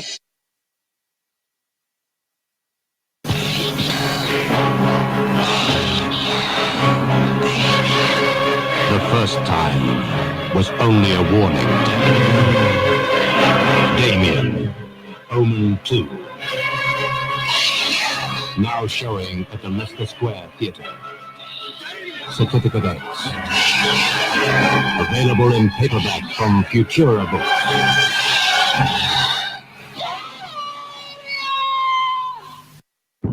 Are you intrigued by Paranormal Talk Radio? You'll love the new Paranormal Radio app from Talkstream Live. You'll find a great selection of talk shows covering UFOs, ghosts, strange phenomena, and much more. Download the Paranormal Radio app now and start listening to the very best in paranormal talk entertainment, including the network you're listening to right now, the Paranormal Radio app, free in Google Play and the iOS App Store. Nervous? Yes. I don't like this. You only have 75 more to go. Okay? What's this one? It's a couple of wavy lines. Sorry, this isn't your lucky day. I know.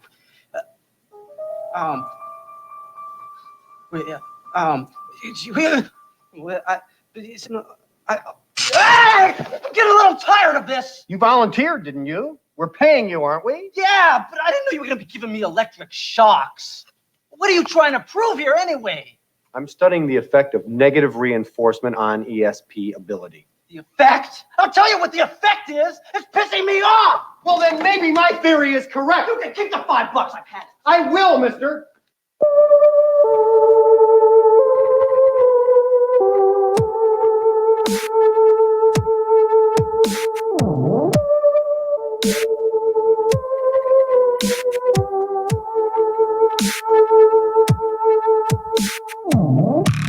Tonight on Paranormal Soup, it's Psychic Development Night. So it's a group. This is what I've always wanted for the show, is for us to be able to learn and explore ourselves in the paranormal and our own abilities. And I've been wanting to do the show for a couple years, and finally decided, let's just do it. Let's have a night where we all get a chance to develop our psychic development. It's going by way fast. I know there's a lot we want to get to tonight, and I knew it's going to be hard to, because even though the show's 3 hours long, it goes by so fast. It's its own little bubble time warp thing. I don't know, but it goes by fast. And we got people waiting on the phone line, so just hang in there. We will get you. I know Chip wants to do a reading on me. I know I want to get Bill to do a reading. I want to try to do a reading. So we got to get these phone calls. We got to get to that. And maybe we'll get a chance to do another Zener card experiment later tonight too. I love doing that. Too bad I wish I could zap you guys, right? maybe do really good if I could zap you. No, that wouldn't be ethical, would it? But you can call in at 219-230-4444 or 260-225-9419 or Skype ID Jblandoo or Skype ID Jblandparanormal Soup. I promise not to zap you. I can't do that. It's all right.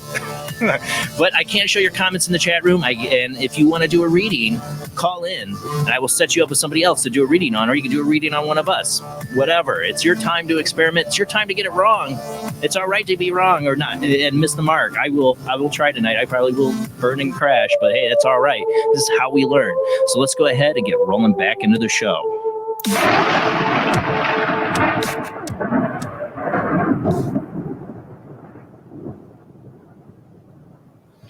All right, so you guys had your homework assignment, and I do have somebody waiting on the phone line when I get there, but I'm interested to see how this turned out. I saw some people already commenting in there. Now, if you did it, go ahead and start posting in there what you got. So an example would be, because when I came up with this idea, I got my own little communication earlier tonight. I got in my car and I came up with this idea, and I saw this Polaroid in my head of somebody. And the image I saw was a man who was probably in his late 30s. The image looked like it was from the 80s, maybe late 80s. And he had a flannel, red and black flannel. It looked like shirt on.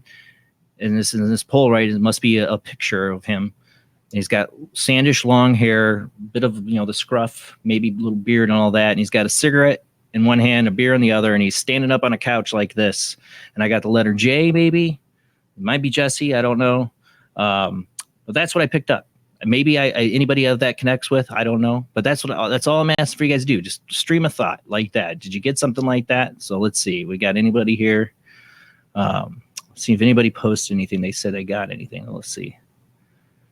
All right, so we got Laura Lee. I got a grandmotherly figure wearing a cream-colored cardigan. Her name is Mary or Marie. Wears glasses, light plastic frames on the eyeglasses, chain around her neck. She loved to cook, especially baking at holiday time. She was the nucleus of the family.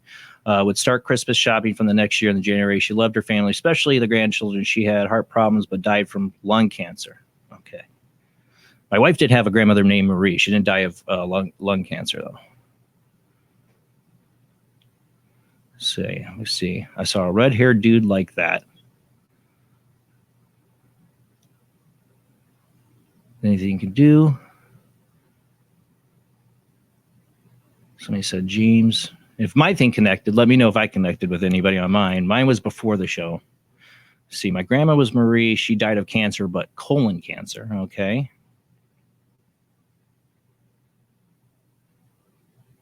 So this is how we learn. We get to read each other. See, anybody else want to put their stream of thought? Anybody else do their homework assignment? Now, come on. All right, I think I had one up here. Male around 55, 60 years old, salt and pepper hair, stocky build, facial hair, mischievous looking grin on his face. He's okay as he's crossed. I'm getting a B name, horses around, farm on a ranch. Okay, see if that connects with anybody. See if I missed anybody else's. Debbie says, I got a pop, bubby, orange trees, seashells, music playing, like kids practicing music, seashells, seafood, someone's dad or dad-like figure, and thanks for taking care of mom. Hi to the boys, couldn't get names, proud of you, and heard the song Little Deuce Coupe. That would be specific. Little Deuce Coupe. And I got to get back to the, see where, yeah, I got yours, Debbie. Pain and tightness around the chest could have been a heart issue instead of lung cancer, but I knew it was cancer and then she died of. Okay. See, anybody else? Anybody else, if I might? See, you never know. You might connect with somebody, you might not doing it. This is an experiment. We might try it again later. I don't know. If you get anything else tonight, post it in there. Maybe you'll connect with somebody. Somebody's saying just putting names down. Yeah, mine just came to me. It was really weird. I just saw this really like Polaroid picture of this guy. I think he's standing up on a couch or something, like posing with a beer and a cigarette, and he died when he was 48, maybe. Was getting 38 and 48. Wow. Yeah, I got a couple. Did you do it during the thought experiment or the stream of thought? Yeah, but some of it came before. So Oh, that can happen because I know a lot of my medium friends write stuff down before they even go to a location. Yeah, and it could be nothing. I just got a couple. One was Go ahead. a woman wearing like a white gown. She had gray hair, like straight and short. It's someone maternal to someone, so it could be a mother, grandmother, or aunt. You know, I saw But something like that at the top of my stairs. I have to Oh. say that. Wow. Right before the show, I was walking my stairs and I got an image of that in my head, but that was all I got. It was a woman in a white dress, very much the same description you're given, like a gown, nightgown. Yeah, okay, could be her. But again, a maternal figure, but the one that you most resonated with. So not necessarily mom or grandma, could be aunt. There is some mystery about the manner of her death. Mostly because no family members or friends were near her in the vicinity of her when she passed. She's telling you not to worry. To her, it was natural. At least that's the way she sees it. So it doesn't necessarily mean it was natural. That's the one. I got a spirit of a man who was a celebrity. Really? Somebody from back in the day, like a Wayne Newton, Gene Vincent, Johnny Carson. This celebrity is somebody who inspired you, perhaps a role model, inspiration, or inspired some kind of creative work or business. Someone you may have met once briefly, but didn't feel as though they even saw you at the time, but they did. He is and has been around you. He knows you still think of him and your work or hobby, and you'd never believe that he'd ever be around you or see you. And I feel compelled to tell you that he is. Who's that message for? Anybody in the chat room? Anybody in the chat room? Yeah. Because I have one that comes to mind when you say that, but I'm not going to say it out. Never met him, but I was going to say that message is for you, bro.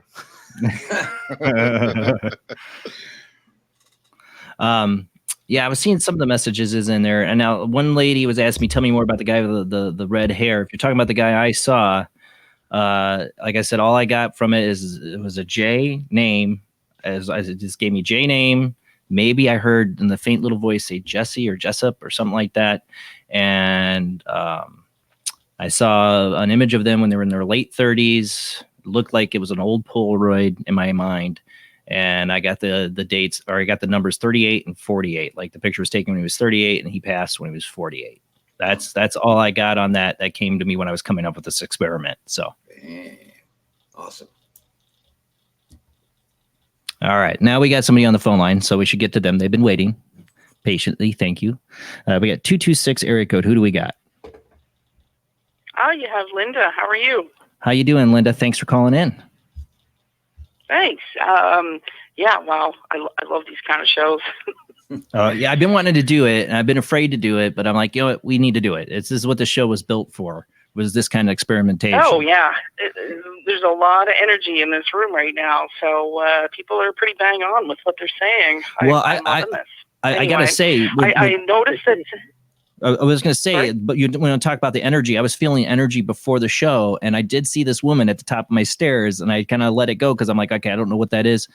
And Chip started describing the same woman I saw at the top of my stairs. So somebody's got somebody trying to come through, I swear. Yeah. But yeah, there's some weird energy with this. Sorry to interrupt you, but I wanted to add that in. No, that's okay. No, that's okay. So I noticed earlier Bill had said something about nobody can read him. So I kind of focused in on him, and awesome. I did a very short 4-card spread. If you have time. Yes. Are you ready? Yeah, go for it. Bill, are you there? Yeah. Okay. So I did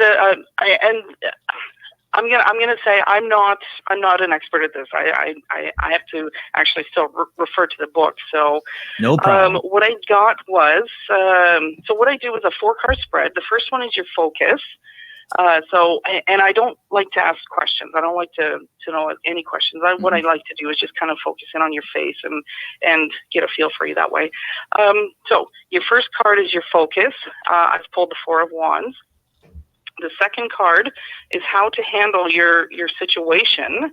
And I've pulled the 8 of Pentacles. Your third card is your barriers, and I've pulled out the King of Swords. Your outcome will be your Knight of Wands. So here's my interpretation. And again, I'm just going to tell you, I'm not good at this. This is just what I've come up with. So what I'm seeing here is your focus is you're in the middle of completing a project or a job, or something is coming to an end, whether it's financially, family. Something is definitely coming to an end because you need to go and do something new. So what I'm going to tell you is be very, very cautious with your next move. Learn as much as you can about your next step. Do all your legal research. Get everything written down on paper. You have to be very, very cautious. Those are going to be how you handle this particular situation. Your barriers, I feel like you're a little intimidated by the legal aspects. So they could be holding you back from moving on. And at the very end here, you have the Knight of Wands. The Knight of Wands usually has a fear of commitment. So if you do your due diligence, you're going to overcome those fears, and everything is going to come together. How close am I? Am I coming even close to anything that is it that resonating with you, Are Bill? you coming to anything new in your life? No, not really. Darn it. It's all right. It's all right. It's all right. It's all right. It's just how we learn. Don't be discouraged by that. Yeah. Bill's a tough But cookie too. you know what? I do feel like there is something new coming up for you. Something brand new, and it might even be tomorrow. I don't know. Well, you know, that's the thing. That's the thing about tarot. I mean, it's not like it totally predicts the future, but it tells like where the energy's going. Yeah, And like if nothing changes on this very day, you know, that's kind of the stream of it. I liked her reading. Yeah, it might be things that Bill doesn't foresee or see yet. But yeah, it's like a way homer. He'll get it on the way home. You know. yeah. Well, I've seen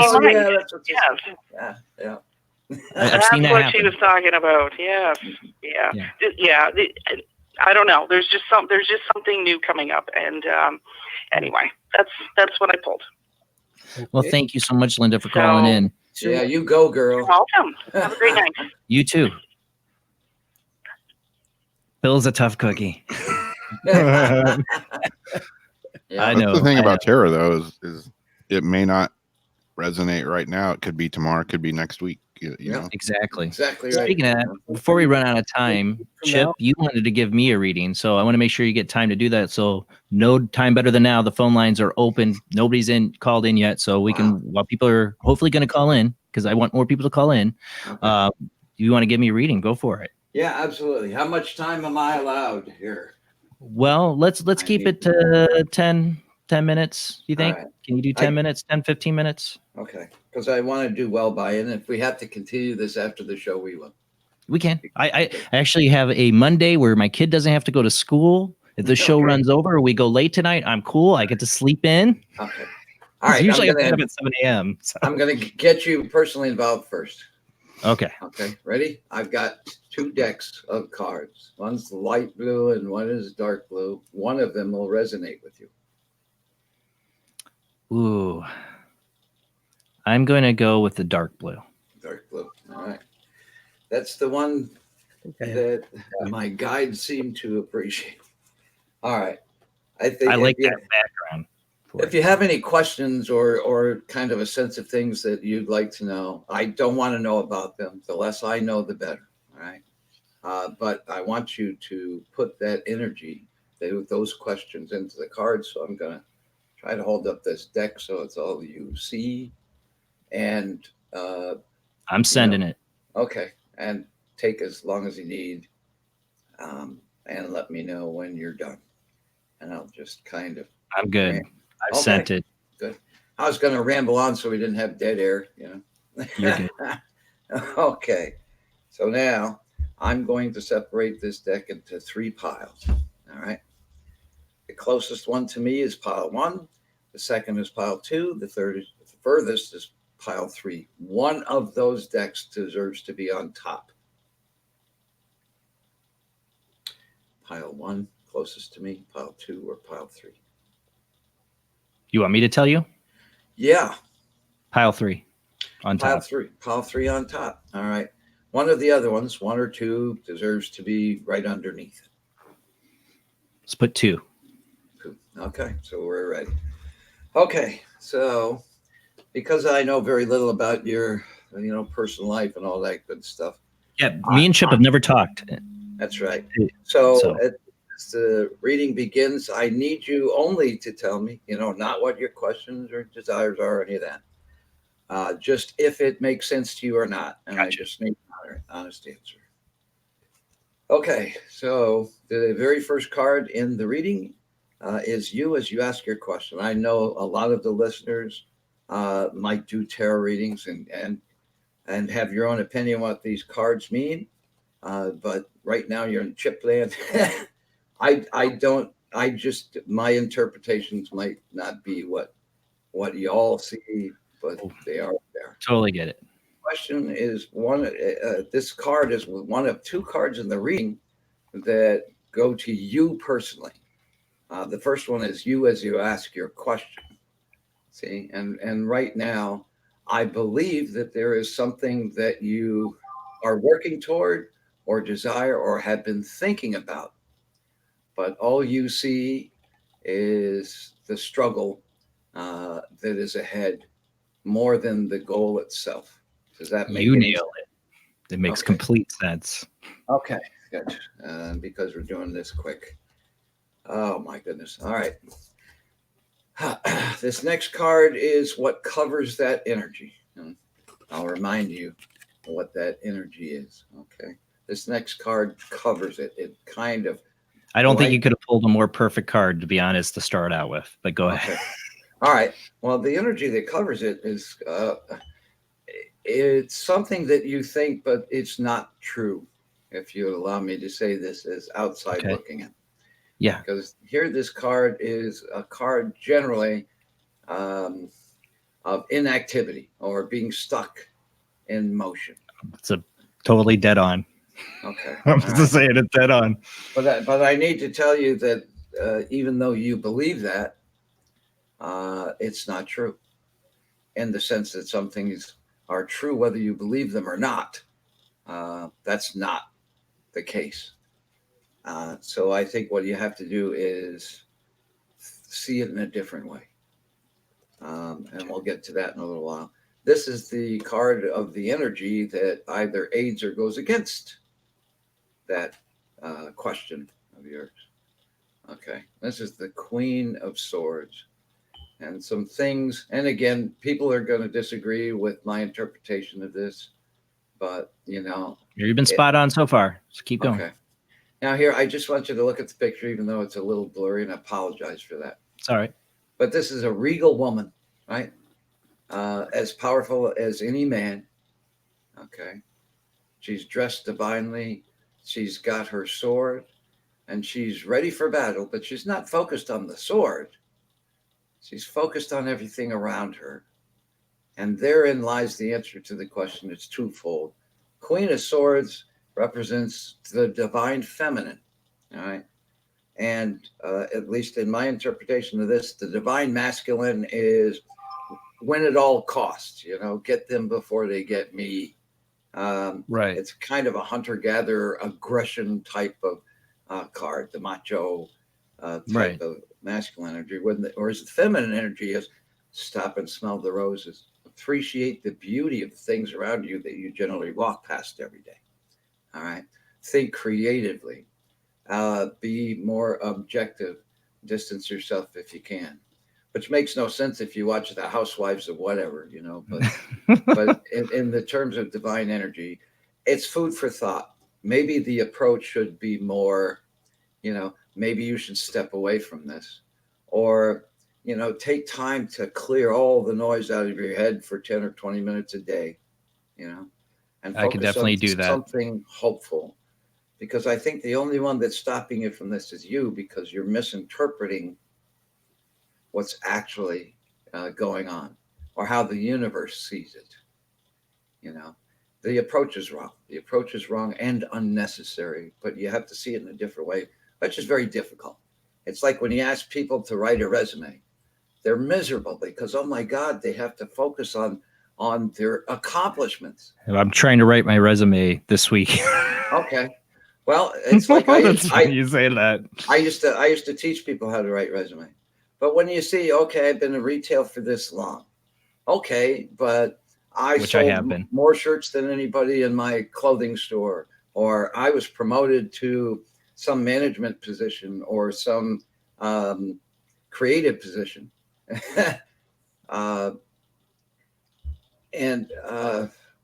People hate doing that. Oh, I don't want to appear stuck up, but you have to appear stuck.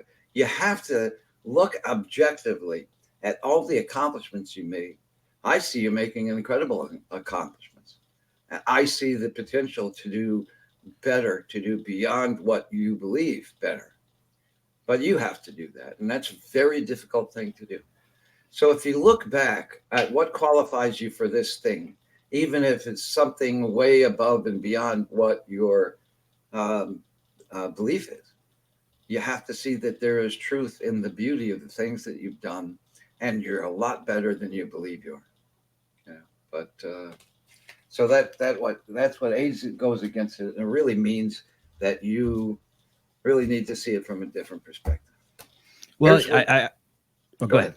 No, I was gonna say you really nailed it dead on to the question I had. Is like I'm considering my future career. I've been a retail manager for not 20 years, but 15 years, and been thinking about a different career change and keeping me up at night. Yeah, well, I'm saying those cards were perfect for my situation. Yeah, but in retail, I worked retail most of my life. My band that I had almost got signed, by the way, it was called Victims of Retail. I love that band name, by the way. I remember that. Yes, I love that band name. That's the best band name ever, man. I love that band name. Next up, first major card. And this represents the things that are on the forefront of your mind. And this is called the Chariot. Okay. And again, it represents strength that you're not seeing. It represents, in some ways, both the divine masculine and the divine feminine. It represents both the good within you and the faults that you see. But I'm going to go back to that Pretty Woman movie with Julia Roberts, where she's lying in bed with Richard Gere and she says, it's just easier to believe the bad stuff. It is. And I'm a worrywart. Everybody knows I am. But this is a message that says, stop. There's no problem with seeing the good stuff. We're just kind of aligned to see the bad stuff because that's the feedback we get that we have to defend ourselves from. Those are the negative surprises we get that are in our face, and that 3D life, 5D life makes it all better. I'll just say that. But yeah, you really should pay attention to this. It's a major card. A major card. No, it makes sense. It makes a lot of sense. All right. So, okay. Oh, here's another one. Now, this represents what's in the underpinnings of your mind and heart, the unconscious or subconscious stuff, which is really more of a driver than what's at the top of your mind. All right. It's not a major card, but it may as well be. And it also tells a very similar story. This is the Queen of Pentacles. And again, you have somebody with nobility, somebody that's regal. Everything she's got, is handed to her. She's got this beautiful chair. She's surrounded by this nature that loves her. It's all focused on her. All the leaves are looking at her, right? So she's pretty much got everything she wants. A pentacle is something that represents generally material wealth, but it's not always that. It's the thing that's most vital to you, right? And she's got all this stuff, but she's focused on this. She's focused on this. She's not sitting there saying, I'm noble and I have everything and I got the most beautiful outfit and the most beautiful chair and the great things around me. No, she's focused on this. You know, got my mind on my money and my money on my mind. My mind. That's what I was thinking. Okay. Oh yeah, you're nailing it. But it's not about money. It's about this thing. And again, somebody's got to make you aware. And this is the kind of thing you can ask your best friends. You know, you can ask your romantic partner. You can ask the people that you trust the most. And you'll get that answer and you'll still say, yeah, but that's my best friend saying that. This is coming out of the sky. Okay. This is the universe saying that they disagree with how you're seeing this. All right. This is where we're coming from. All right. And again, this is kind of in your face because it goes against your belief. All right. This is the 10 of Pentacles. All right. That's the highest card in the regular cards. Right. You know, and here's this guy, and I gotta see, can't really see this face. Actually, it's a pair of people. Right? Yeah. And they're proud of their accomplishments, you know. They're exactly where they want to be, which is what you foresee is the best thing that could happen, right? But it's not about the money. It's not about the accomplishments. It's not about any of that. It's that this is where we're coming from. So already this is kind of in motion and better than you think. All right? And here's where we're going. And this is something you got to see. All right. The Knight of Swords. This is the King of Swords. Or King of Swords. Knight of Swords. Knight of Swords, sorry. But I'm trying to get in focus here. It's all about battle. This is the divine masculine. This is the hunter-gatherer thing. But again, there's an irony here because this is saying if you go forward in that way, you know, attack, win, you won't be as happy. So it's kind of a warning in a way that if you go about this the way you have been going about this, happiness may not come. Okay, so we have before beyond. I think next up is 1, 2, 3, 4, 5, 6, 7. Yeah. Okay, this is the second card in the deck that deals with you personally, you yourself. And this is something, again, in your face. It's something you should know that the universe sees that you're not seeing. This is kind of a spank reading. This is you in the overall. And look at this, the 10 of Wands. Look at all the glory. You know, they got. That's perfect because I have 2 kids and a wife, right? Oh, there you go. And look at how benevolent and happy everything is.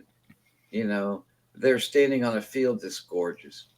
They're surrounded by 10 cups of wine over their head. It's as like the sun is watching you personally, or the source is watching you personally, the universe watching you personally, and you're not seeing it. See, it's nice that you have this happy thing, and yet you're not focused on all the other stuff around, including the things that you may not see. You know, there are angels around you. There are spirits that are in support of you. You know, even though it's ironic because a lot of times when you see spirits, it's not always that comfortable. But you have to know. You have to know. This is the truth. Okay? This is the thing that you take forward into this. That's different from how you're doing it now. You're just not seeing the glory within yourself and the glory in it. But everybody else around you sees it, and the universe sees it. Which is more important. The things you can't see are the real answer. Okay. Now this represents home. Okay. Here we go. Okay. And there are some times when you feel as though you're there to entertain everybody else. It's almost, here's this peasant on this bench making, you know, royal people laugh. It's a card there where there's a sense of, you know, you're selling yourself out to make others happy. That doesn't represent your home life, but it represents that you're doing this, whatever it is, at home or from home.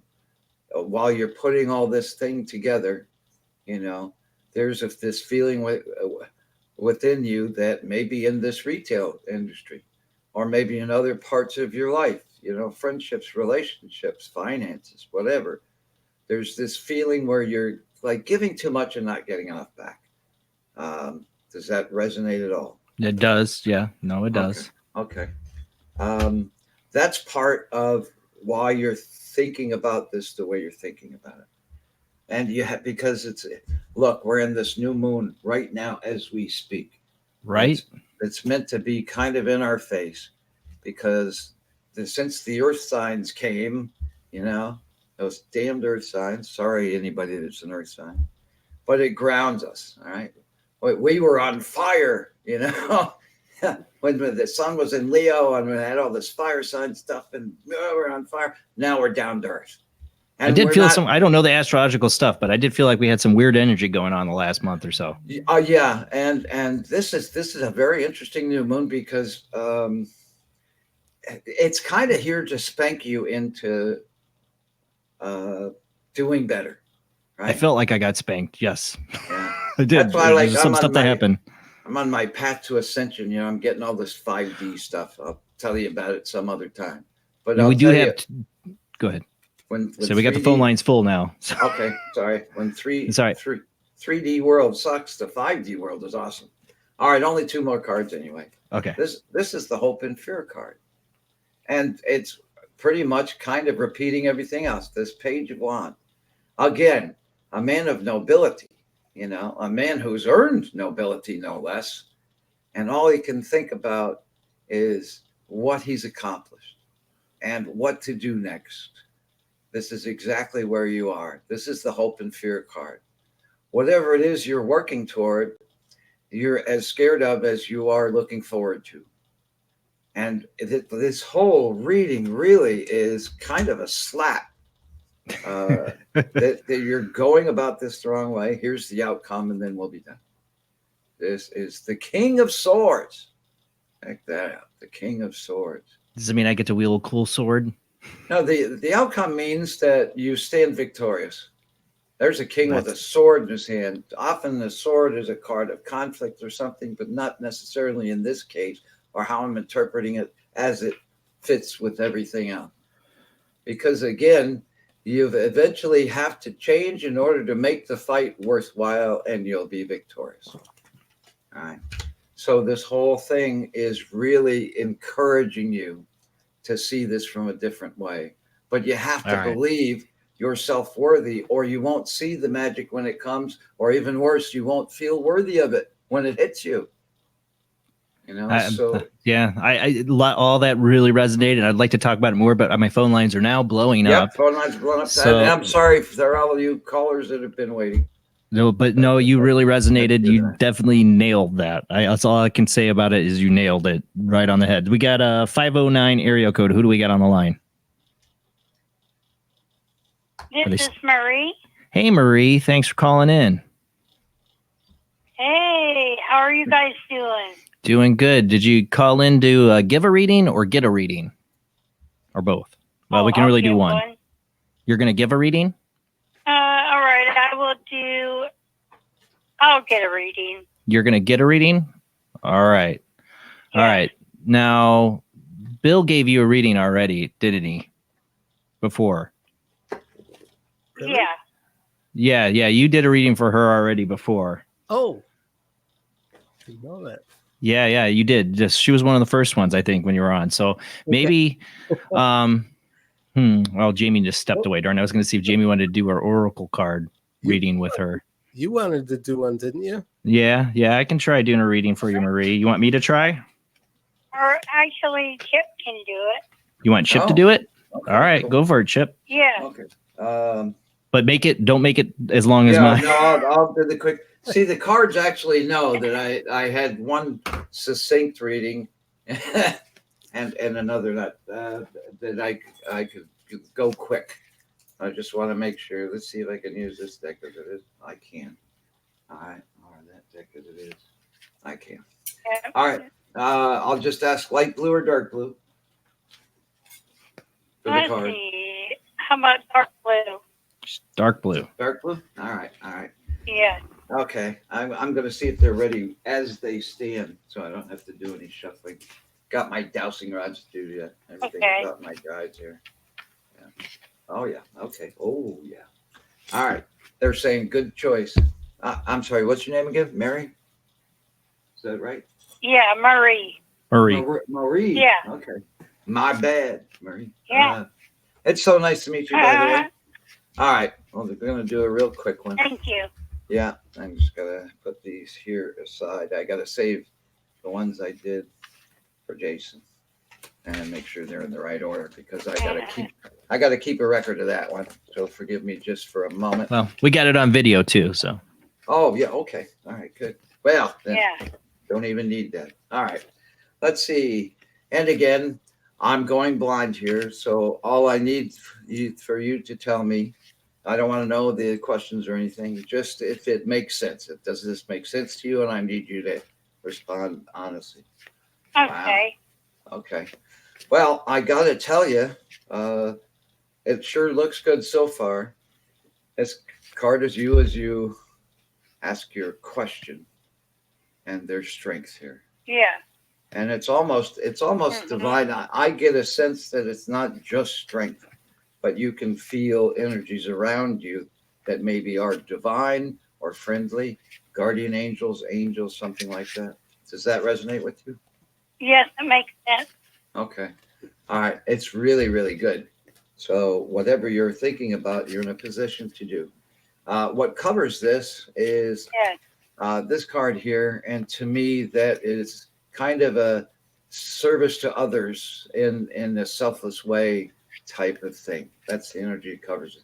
Does that make sense to you? Yeah. It's like a card of you have the ability to either through wisdom or actions help others become better. Does that make sense? Yeah. You can say no. Okay. All right. You're hesitating a little bit there. Oh, now I see why. All right.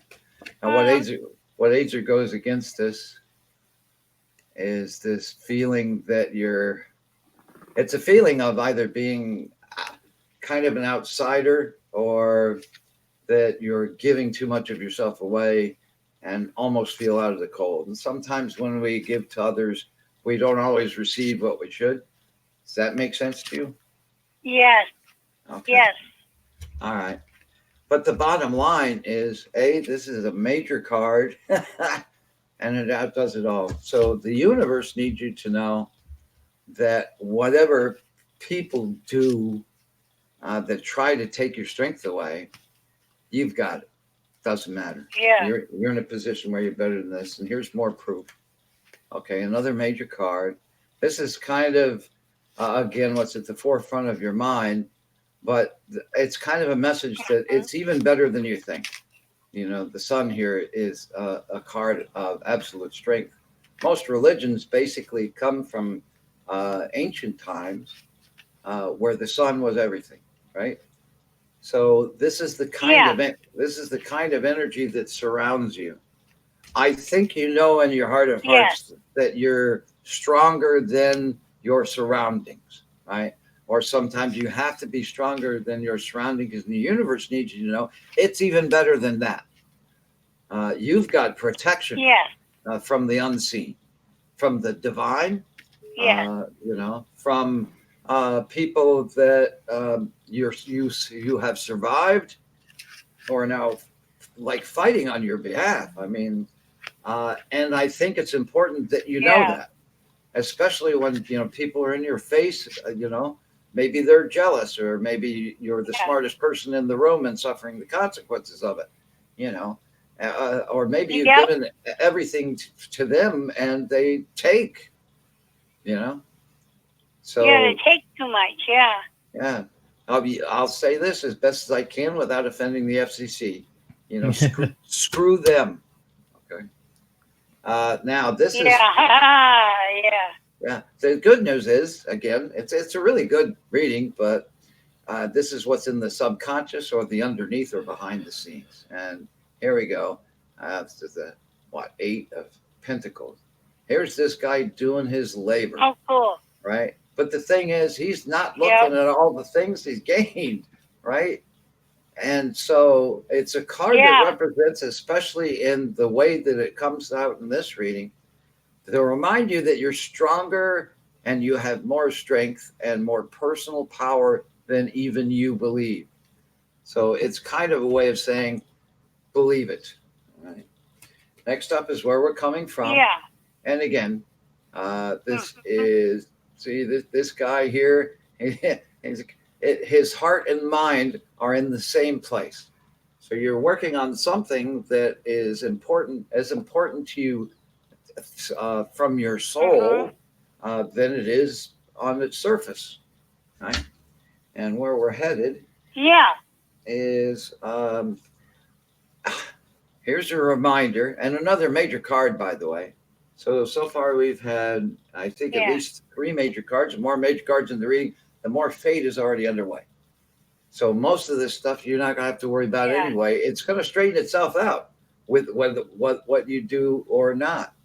But here's a card that really encourages you to find a happy place. You know, take time to relax. Don't give so much of yourself to others where it's taking from you.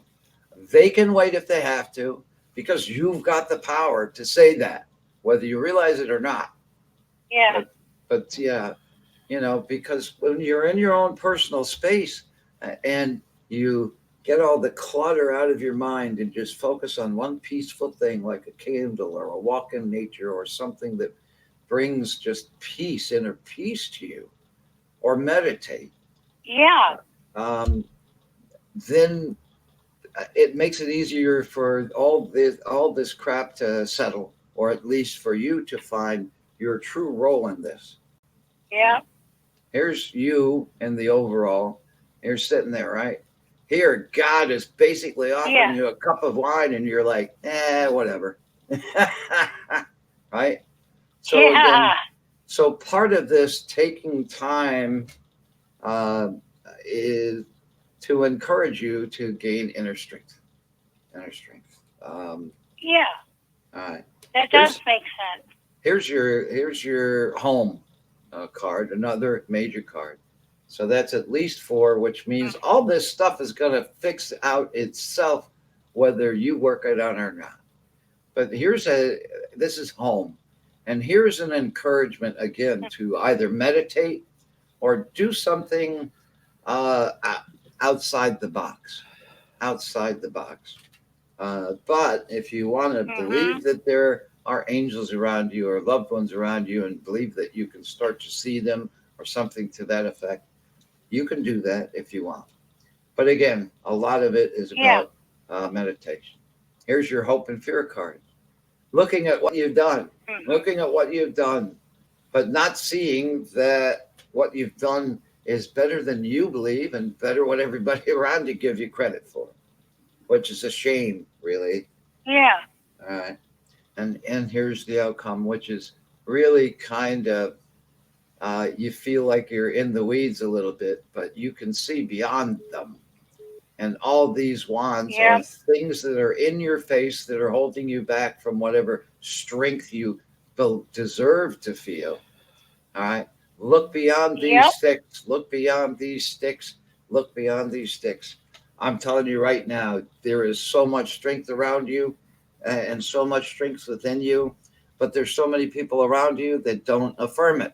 If anything, they try to take it away from you, you know, especially if you're working with people that are either weak or have less knowledge in whatever it is you do than you do. So they're spiteful or jealous or insecure. So screw all that, you know, focus on you. Put yourself in a happy place, focus on you. It doesn't matter anyway, because all this stuff is going to happen. No matter how hard you work on it, you're already there, but you have to believe yourself worthy of receiving. And that's it. Yeah. All right. That makes sense. Thank you, Marie, for calling in. And it sounds like that really resonated with you. I got the phone lines blowing up here. So thank you so much for calling in. I apologize. No, it's all right. Good night, Jason. All right. Have a good night, Marie. Thanks for calling in. Yeah, thanks for calling in. Nice to meet you, Marie. Yeah, for people calling in and you get the voicemail or I hang up on you, it's because the phone line's full. That's why. We got the 219-230-4444 line open and the Skype ID Jblandoo open. We got somebody else that's been waiting on the line. Let me get to him. Who do we? Oh, then they just hung up. Darn it. See, that person been waiting a while. You got to wait something because I got people in line, but the phone lines are open because I know Bill. I would like to get Bill a chance to do a reading for somebody, and I would like to do a reading for somebody. We got somebody calling in right now. It looks like. Let's see. We got Zach on the line. How you doing tonight, Zach? I'm doing pretty good, my man. How you doing? Doing good. We got about 7 minutes before commercial break. Did you want like a quick reading from one of us? Sure. Bill? Why don't you try one? I know I did one for Zach the last time. Oh, you did. Yeah. I'll try. I hate trying to read for somebody I kind of know. I kind of know Zach. He's been calling for years, but let's see. Since it's a short reading, I'll just do 3 cards. Yeah. You can do it. Yeah. And Zach, shame on you for kind of knowing Jason here. You know. Well, I wanted to do a reading for somebody I didn't know at all. Oh, okay. That's kind of hard to do when you're the star of the show, you know. People. Okay. All right. Give me, Zach, tell me you gave me your permission to do a reading for you by saying your first name and your birthday. My full name or just my just say your first name because we're on air and give me your birthday and say you gave me permission. Zachary, May 22nd, 1989. All right. Okay, let's see how this goes. I'm going to crash and burn.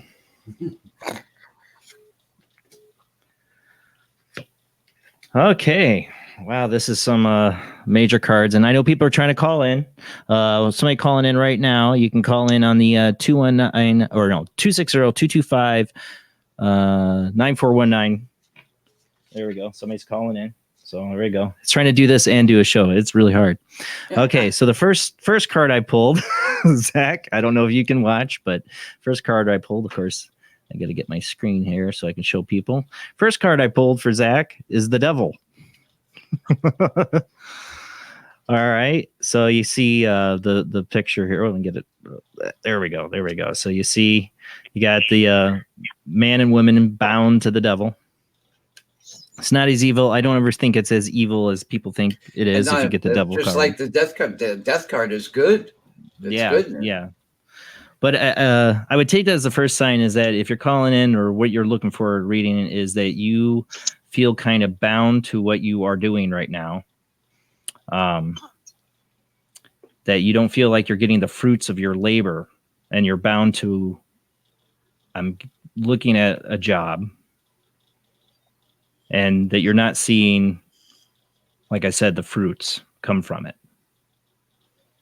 That you feel a little bit of enslaved a bit. Second card I got is, what is this? The 7 of Cups. And I got it. And now Chip doesn't do reverse. I do reverse. What it means is that you have a little bit of ideas you feel or that you want to do. You have some ideas that you've been thinking about trying in your career, but they're kind of, you feel like slipping away from you, like you're losing it or you're losing hope in them. And the third card, Temperance, here, you see, this always means that you need to take time to weigh your decisions, but you also have to have patience for what's to come. Does that any of that resonate with you, Zach? It does, actually. And that's really my question is going along. What was your question? It was related over to my side business that I have. Okay. And the most significant one I saw, I think, is the one up in reverse, is that the ideas you have, what you want to try to do, that you feel like you're losing them. Like you're losing the ability to make those ideas come forth. But you have to have patience. That's the main message I see. This in a quick general reading. Usually first readings, I do like a full 3-row 9-card spread. But since this is quick, that's mainly what I got for you. So I didn't totally crash and burn, I hope. No, actually you didn't. I mean, you hit the nail, or you hit the hammer right on the nail with that. So I appreciate you giving me that, brother. And the other thing is too, the first card, the devil, about feeling like you're tied or that there's chains there. Is the other thing, as I find significant, is it's the man and the woman together, both chained to it. That you don't have to be, that you can rely on this other person in your life to help you. So there's a female energy that you need to rely on. Does that make sense? It does. It does. And that she's the one holding the fruit of your labor, basically. And she can help you. Well, but that she can help you, and that you need to not see that you're chained to what you're at. That she can help. If that makes sense. It makes sense. It makes a lot of sense. Okay. All right. I haven't read it you're my first reading in probably 10 years. So, yeah. And that was a quick one. You should get back into it, brother. Yeah. Well, thank you, Zach. Suck. We got, all right. Well, I hope I didn't suck, but I encourage people to suck. I encourage people to, totally fail if they do, it's all right. I haven't done this in 10 years. So I would like to try again if we get time, but I want to get Bill a chance to read too. Because I know Bill's been really trying, and he did really great last time. So hopefully after commercial break, we got somebody else waiting on the phone line. Don't hang up. Wait in there. Thank you, Zach, for calling in, man. You have a great night. Hey, you too, brother. Have a good night. Good night, man. Doing that as I take another phone call list. If you're on the phone right now, just hang in there. We're going to go to our last commercial break. When we come back, we're going to do some more readings. Maybe you want to try to do a reading. Maybe we'll get a chance to do a game. But man, like I said, time goes by so dang fast. We're going to have to do another one of these psychic development nights. Like this is going to, like we do the ITC. I think we got to do quite a few of these. Unless you guys have a different opinion, comment in the chat room. Maybe you think the show sucked. But I think we should do more of these shows where we all get a chance to develop our inner intuition. All right, guys, we'll be back after a short commercial break.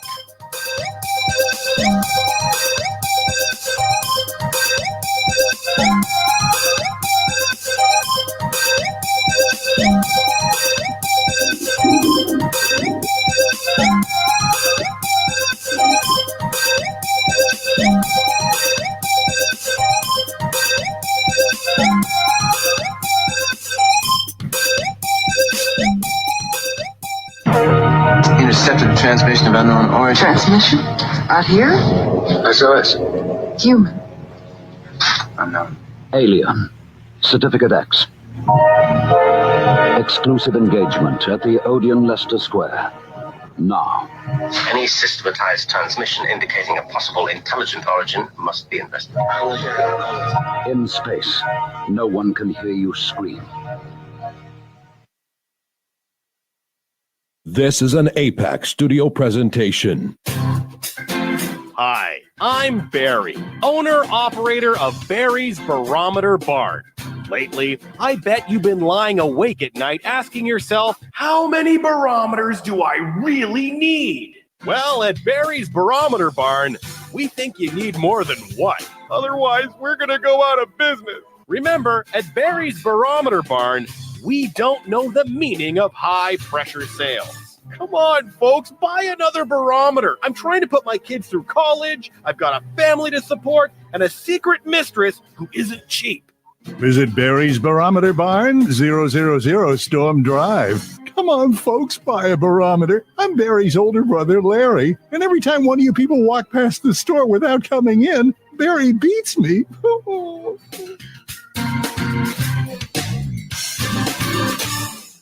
This has been a presentation from Tim Morgan's APAC Studio. For more almost professional amateur comic studio content, visit the APAC YouTube channel. Search APAC 2002. That's APAC 2002 on YouTube.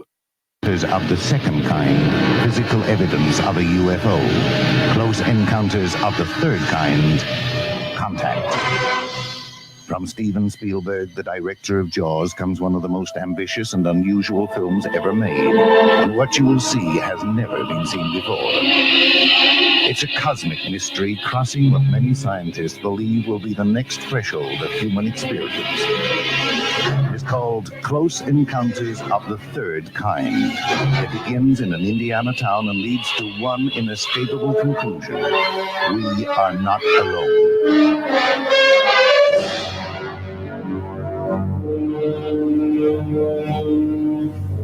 Close Encounters of the Third Kind, Certificate A, now showing at the Odeon, Leicester Square. Are you intrigued by Paranormal Talk Radio? You'll love the new Paranormal Radio app from Talkstream Live. You'll find a great selection of talk shows covering UFOs, ghosts, strange phenomena, and much more. Download the Paranormal Radio app now and start listening to the very best in paranormal talk entertainment, including the network you're listening to right now, the Paranormal Radio app, free in Google Play and the iOS App Store. Phantasm, the film that puts the fun in funeral. And as for a fiendish story, it does have a burial plot. Come prepared to scream, because if this one doesn't scare you, you're already dead. Phantasm from Avco Embassy Pictures. Rated R under 17, not admitted without parent or guardian. Oh, midnight preview tonight, UA Westwood Theater. If you are interested in discovering the truth about the paranormal and want to hear from leading researchers in the field, join Justin Brown on his 3 weekly shows named My Paranormal Soapbox, Necromancer Live Show, and the Supernatural Symposium, live on Facebook, YouTube, and interfacedev.net.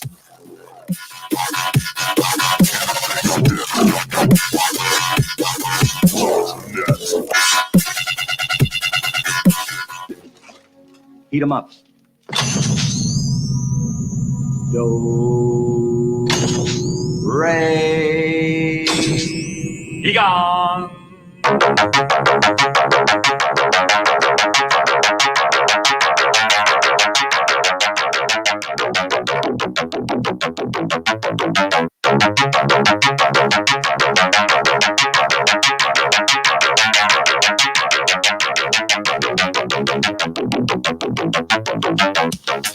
Wow, time has flown by so fast. For the last half hour of the show, I knew going into the show is like a lot I want to do. Whenever I do these experimentation shows like this, where we do something new and different, it's like, oh, how am I going to fit in all these great ideas? So much I want to do. And so we're going to have to do this again, for sure. The next open spot I get, we might, instead of ITC night, try another psychic development night, if that's what you guys want. Let me know in the comments.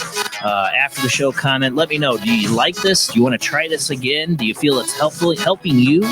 Yeah, I want everybody to gain new knowledge of the paranormal, have a place to feel safe to explore their own abilities. And that's what this tonight was about. So I hope that's helping you. Phone lines are full. Everybody keeps trying to call in, and I get hung up on. It's just because the lines are full. Hopefully we can fit your call in. Otherwise, maybe next time we do this, you get a chance to call in.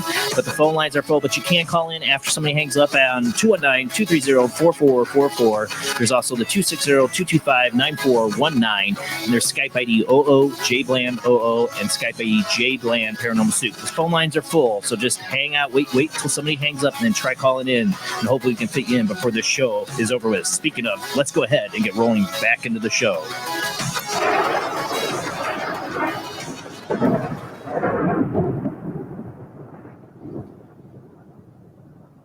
All right, guys. Well, like I said, the phone lines are full. We have had somebody else here waiting on, let's see, the time frame. So it would be 812 area code. Who do we got? You have Connie. Hey, Connie, thanks for calling. I think you've been unmuted the whole time. You could have talked, but you were quiet the whole time. I just realized I never turned the volume down. Oh, well, that's okay. I was quiet. So You must have been.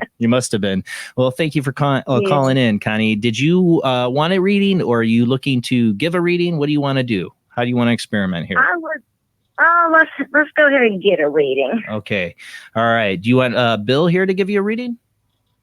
Is Bill the one that's still waiting to give one? Yes. Okay, sure. Bill's fine. That'll work. Hi, Bill. Were you the one in the chat room asking what I about the guy I saw though? I asked the redheaded guy. I don't know if that's It was yeah. Well, you could say it was like the strawberry red. okay. Like Any other information you got about him? Well, unless his first name starts with a J, I don't know if we're connected with the same person. I don't know. I got No, the person I'm looking for starts with a T. So unless J's and T's look a lot alike, so you never know. I just got a J really quick that he was late 30s in the picture, and then he might have passed away when he was 48. That's what I got. Well, this person passed away at 52, so that's pretty close. But Might be. But I was getting the numbers 38 and 48. Like the picture was 38, and he passed away 10 years later.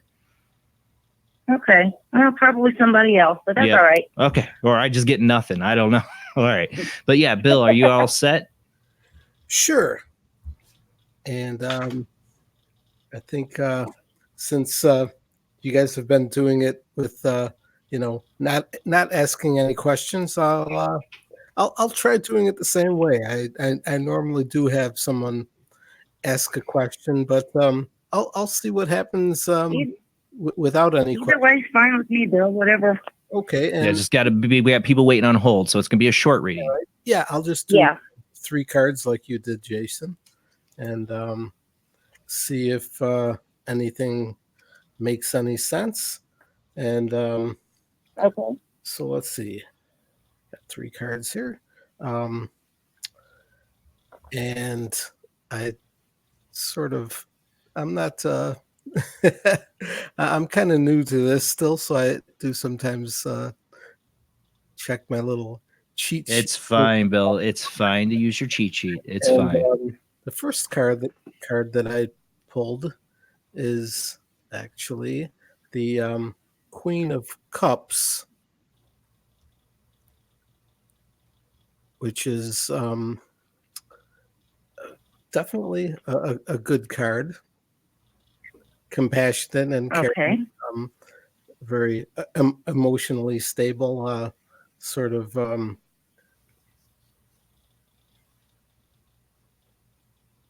and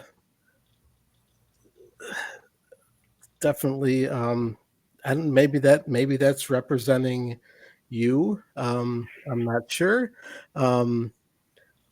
It's also someone that's intuitive. The cups, can represent water, because the different suits represent, earth, air, fire, water, and then there's the second card, and maybe this is more representing something that is, if this indeed is representing you, maybe this is representing something that is happening in your life, which is the 7 of Wands, which is sort of like something that's a bit of a challenge, maybe something that's that you're struggling with to accomplish, and but it's also sort of something that you can get through and overcome, and the next card in line sort of goes with that too, which is the 7 of Pentacles, which is sort of working toward a goal, but sometimes not not necessarily seeing the sort of the fruits of your labor, and that you're so involved in the work itself, you're not seeing the outcome of you're putting into it. So maybe take a minute to pay attention to what is happening and what you've what you've accomplished and what you're trying to work toward. So I don't know if any of that makes any sense. No, it absolutely makes perfect sense. My question in my head was about my house that I'm getting ready to sell. So actually, it makes a lot of sense. So there you go. Okay. Cool. It makes perfect sense if you think about it. I mean, put yourself in that position. If you were trying to sell a house all by yourself, those things would fit right in there, wouldn't they? Oh yeah. Yeah, definitely. And like the card sort of with the Seven of Wands sort of. Well, for not doing it for a while, you did a very good job there. Yeah, I don't do this. Last time I did a reading was during Jason's show. The last time I did. You just started. You've been doing what? You just started getting into tarot this year. Really? Yeah. Impressive, brother. Yeah, thanks. And I hope that. Yeah, that's very good, Bill. Yeah, surprising that it sort of it always surprises me when I do these that sometimes it does make sense. Well, thank you, Connie, for calling surprise in. yourself. Thanks a lot, Jason. All right, you have a great night. You too. Thanks, everybody. I think Jamie needs to do one. Yeah, well, we do got another caller on the line waiting here at 661 area code. Who do we got? This is Chandra. Hey, Chandra. Do you want Jamie to do Jason, a reading for you? Actually, I do. I would love Jamie to do a reading for me. All right. It's going to be quick. We're doing quick readings because we're down to the last half hour or last 20 minutes now. So, all right. let's see. I know. This is going to be just focused on just guidance for you right now. And I'm using my Oracle Angel deck. So since we're doing this way, if you want to go ahead and pick a number between 1 and 44, or I can start just drawing them out and you can tell me when to stop. Which way would you rather have your card picked?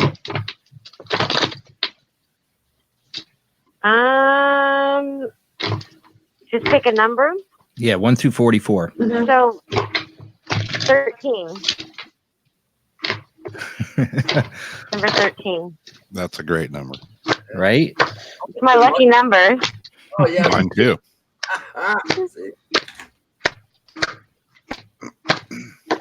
So we've got the manifestation card, which means that right now you are manifesting different opportunities in your life right now.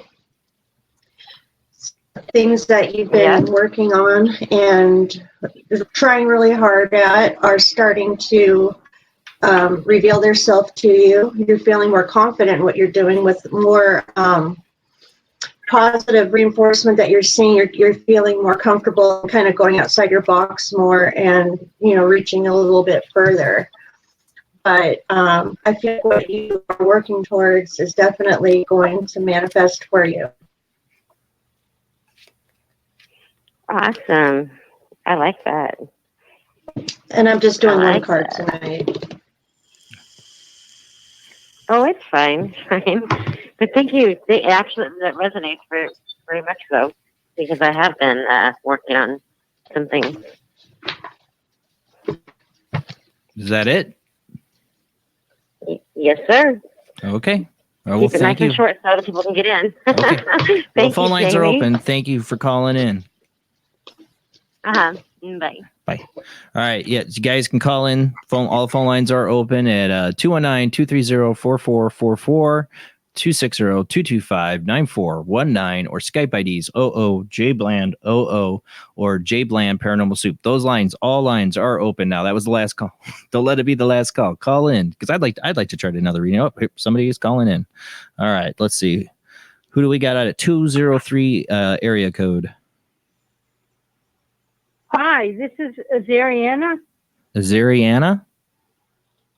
Yes. Okay, I got that right. Did you call in to give a reading or get a reading? Get a reading. Get a reading. All right, I will try this time again. We'll see, because I don't know you at all. So I'll try to make this quick. I'll make it a 3-card reading. I never, actually my first time ever doing 3-card readings. I usually always did like a 9-card reading to start with people, but that takes a while to get through. So I'm just doing the 3-card reading. Okay, thank you. So we'll see how good. It's been 10 years since I've done this. So Zach was good, but I know Zach. So understand. So I don't know you. So we'll see. You're on fire, man. We'll see. We'll see. Okay. All right. Tell me, I want you to say your first name and your birthday and that you give me permission to do a reading for you. Well, I'll use Azariana, but my birthday is 1/5. You need the date? 1/5. Yeah. Give me the year. 5/8. 5/8. 1/5/5/8. Okay.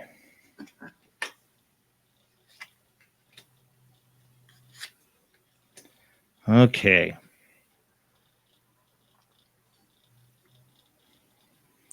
The first card I see that comes up is the World. And being that that's the first card, I see that as something about what you want, or you're wanting something to come full circle for you, that you've started since your childhood. Okay. The next card is the 10 of Swords, which people not familiar with that, and it's upside down for me, is you see a guy on the ground with 10 swords stabbing him in the back. Okay. But I see this as a lesser energy in your life, is that you have gone through a number of people in your lives. Yes. That have wronged you, or you felt wronged by them. And they've held you down all over these years. And this is where the full circle thing's coming for, is a release from that. Because the last card's another sword card, is the 7 of Swords. And in that, again, this is another one that is reversed for me. Is the energy that's kind of fading right now. But did you move away from somewhere to get away from people? A long time ago. Yeah. 2 people? Could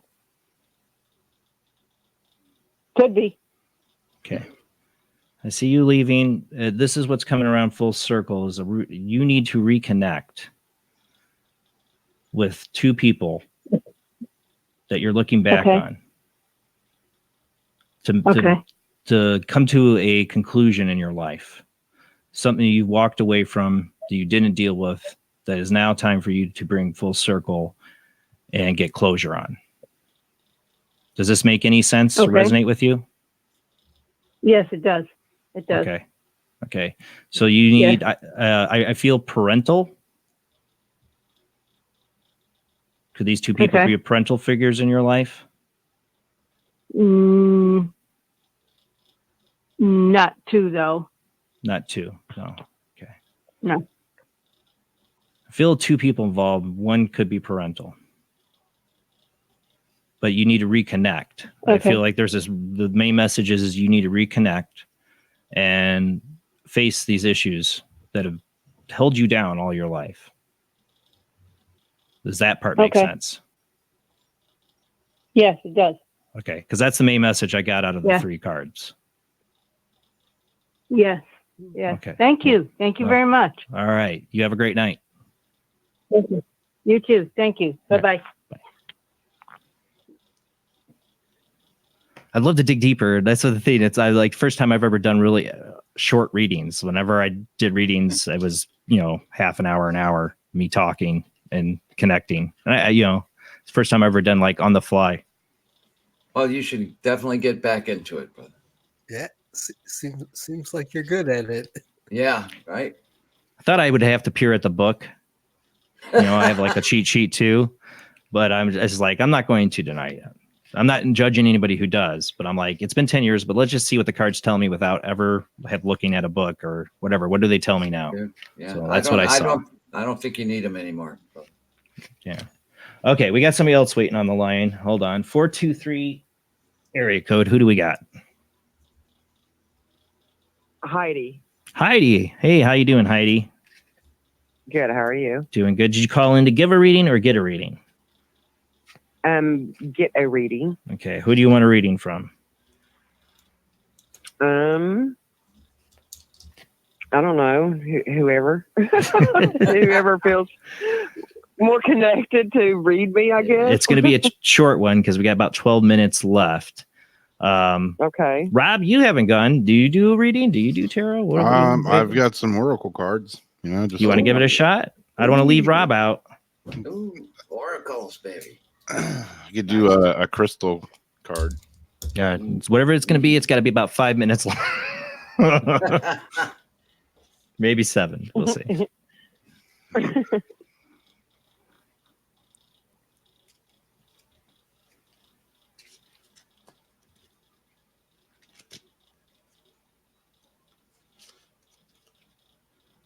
There's the card that I pulled. Hold it up a little higher. I can't see it. Okay. I don't even see it yet. Rhodochristite. And I am going to look in the book. That's fine. I was bold tonight. I decided I wasn't going to use the book. There's too many crystals in this deck to remember all this. See, that's why I've never strayed from the Rider-Waite deck, is because I've just, since I've done it, I it's not that I memorize every meaning of the cards, because I definitely don't. But the Rider-Waite, I just always look for what's the first story in the card that I see. Yeah. The first story, and that's what I go with. And sometimes my version of what the card I can't find in a book. Yeah. Because you have to, part of it's your intuition. I mean, a lot of the readings you've done have been very intuitive. Yeah. You see beyond the pictures, and even, some things that have been dead on, about family members or whatever. Yeah, we'll see. All right, go ahead, Rob. All right. According to this, rhodochristite is the heart reviver. It teaches the heart to assimilate painful feelings without shutting down, dissolving denial, identifying ongoing detrimental patterns. It offers compassionate love and forgiveness, and you face the truth with loving awareness, self-understanding. Deep down, you feel alienated, unloved, or unappreciated.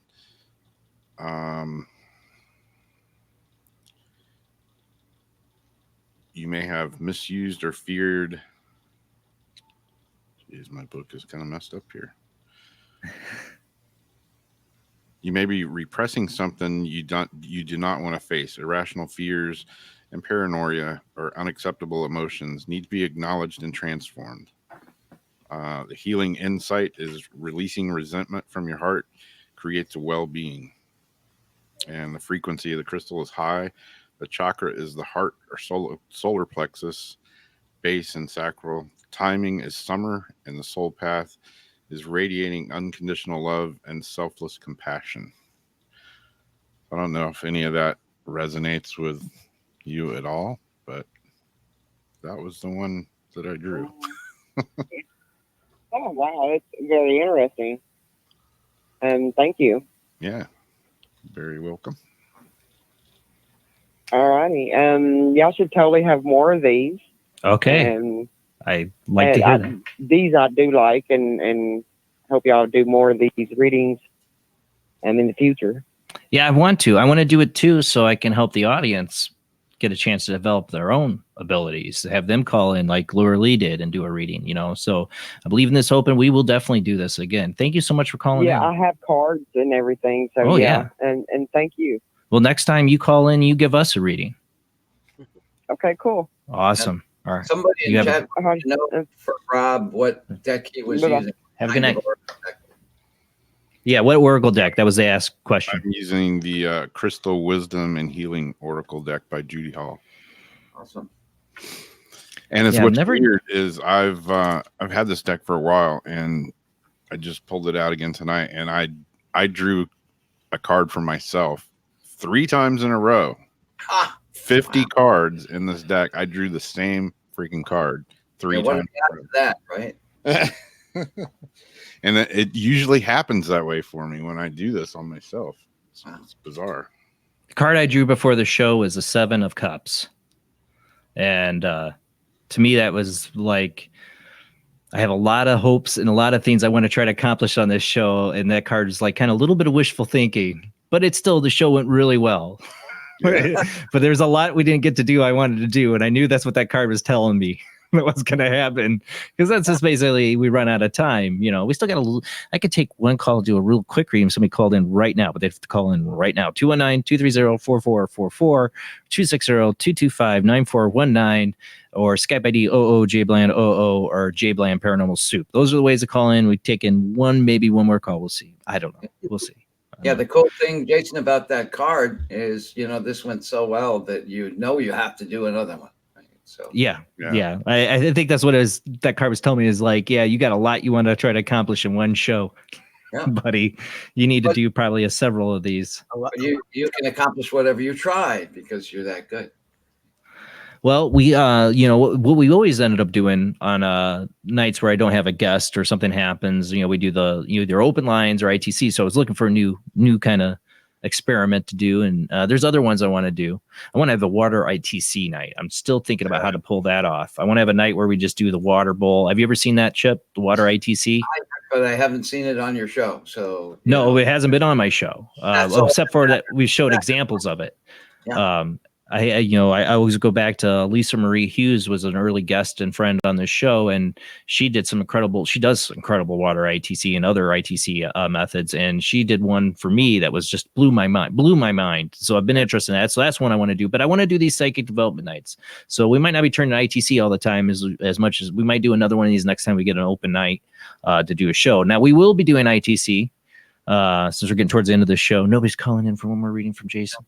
What's been holding you back from doing this? From doing a watery ITC show? Well, nothing holding me back from doing that. The only thing is technical. I don't want to drop my phone in the water bowl as I'm trying to take pictures of it. Scare of dropping my phone in the water and having water near my equipment. Okay, so I'm trying. It's logistics. It's logistics of that. But I destroying think something with a bowl of water. As good as you are, because water is an element. You've got your stuff going. You tell the water if the phone falls in it, not to ruin the phone. I can tell that to the water. We'll see. I'm not taking that chance. My phone. Water can do amazing things if you train it. Yeah. Well, you should see the pictures people get with this water ITC. Some, that are amazing, like faces and people in there, and then people go, "Oh, it's video matrixing, or it's pareidolia."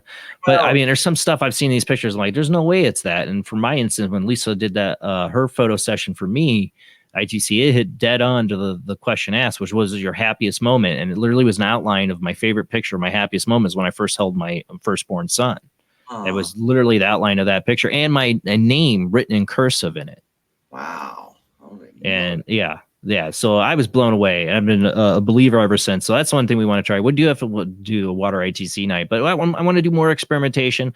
And I think the psychic development night, I'm really excited about it. Time went by way too fast. This is the fastest show I've ever had in a long time. It's like, oh my God, I'm watching the minutes go by too fast. There's so much I want to do. I wanted to get more of a chance to do more readings myself. Once I start getting into it, I'm like, yeah, I feel that energy of doing it and that connection. And maybe I'll do a free night, not on Sunday night, and just do a night of readings where I'll just do tarot readings live on Facebook and YouTube, and people can call in. I finally have you on my show. You can do it. Oh, I try on your show. Yes, I need to be on get on your show. It's just having a free time in an afternoon is a hard one for me.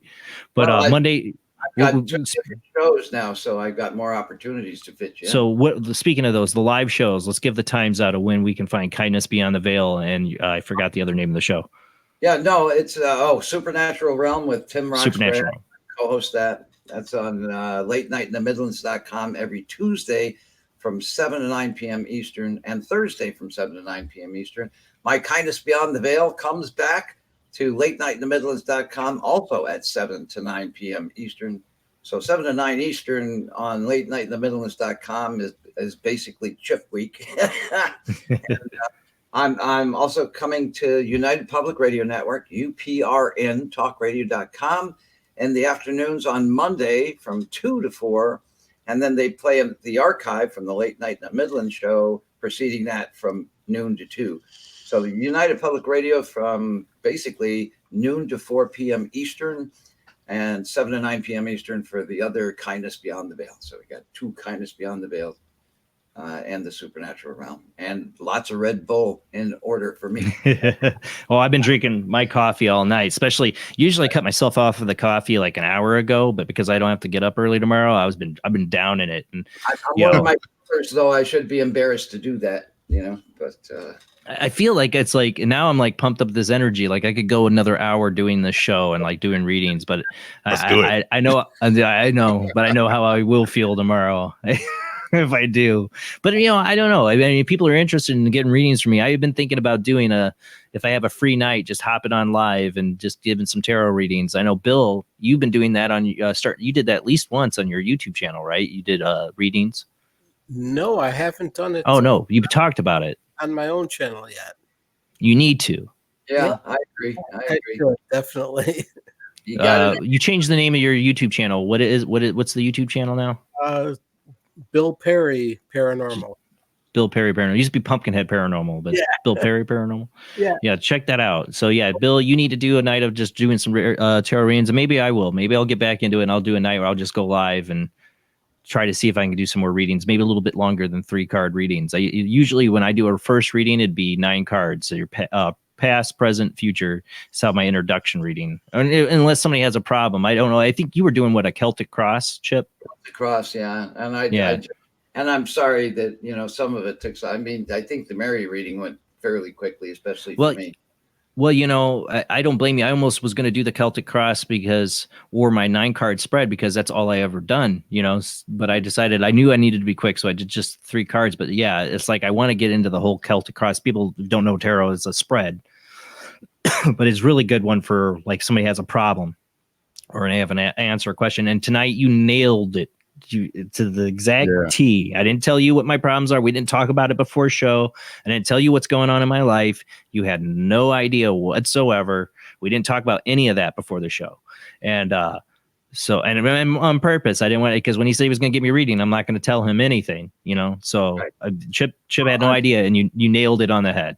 It was a real honor to do it for you, brother. But the message is consistent and important.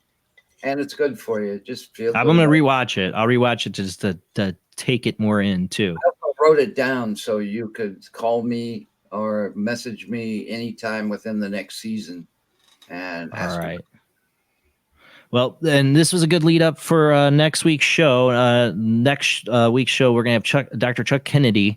Remember Katrina Cooper talked about him on her show. He tested her brainwaves and her psychic abilities. And he's got a group that's done missing person cases and murder cases. They've solved cases all by studying psychic phenomenon and the ability through science. And he's a neurologist. So I've talked to him on the phone. I'm so excited to have him on.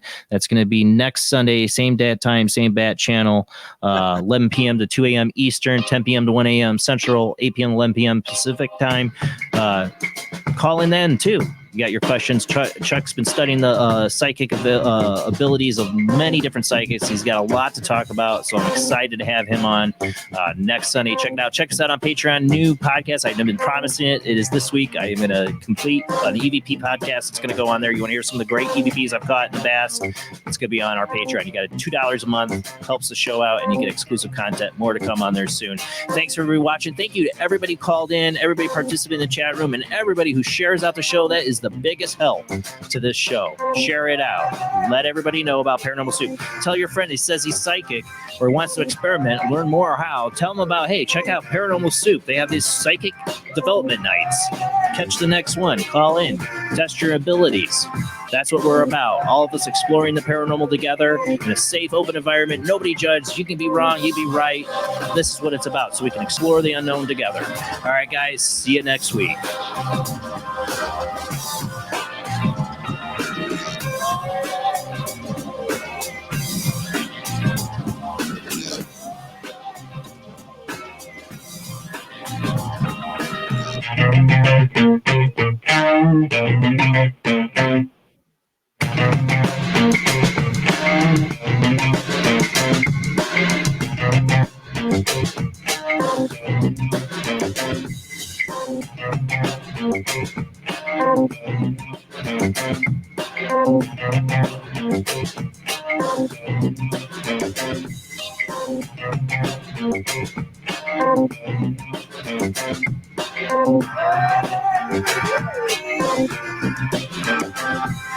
Yeah.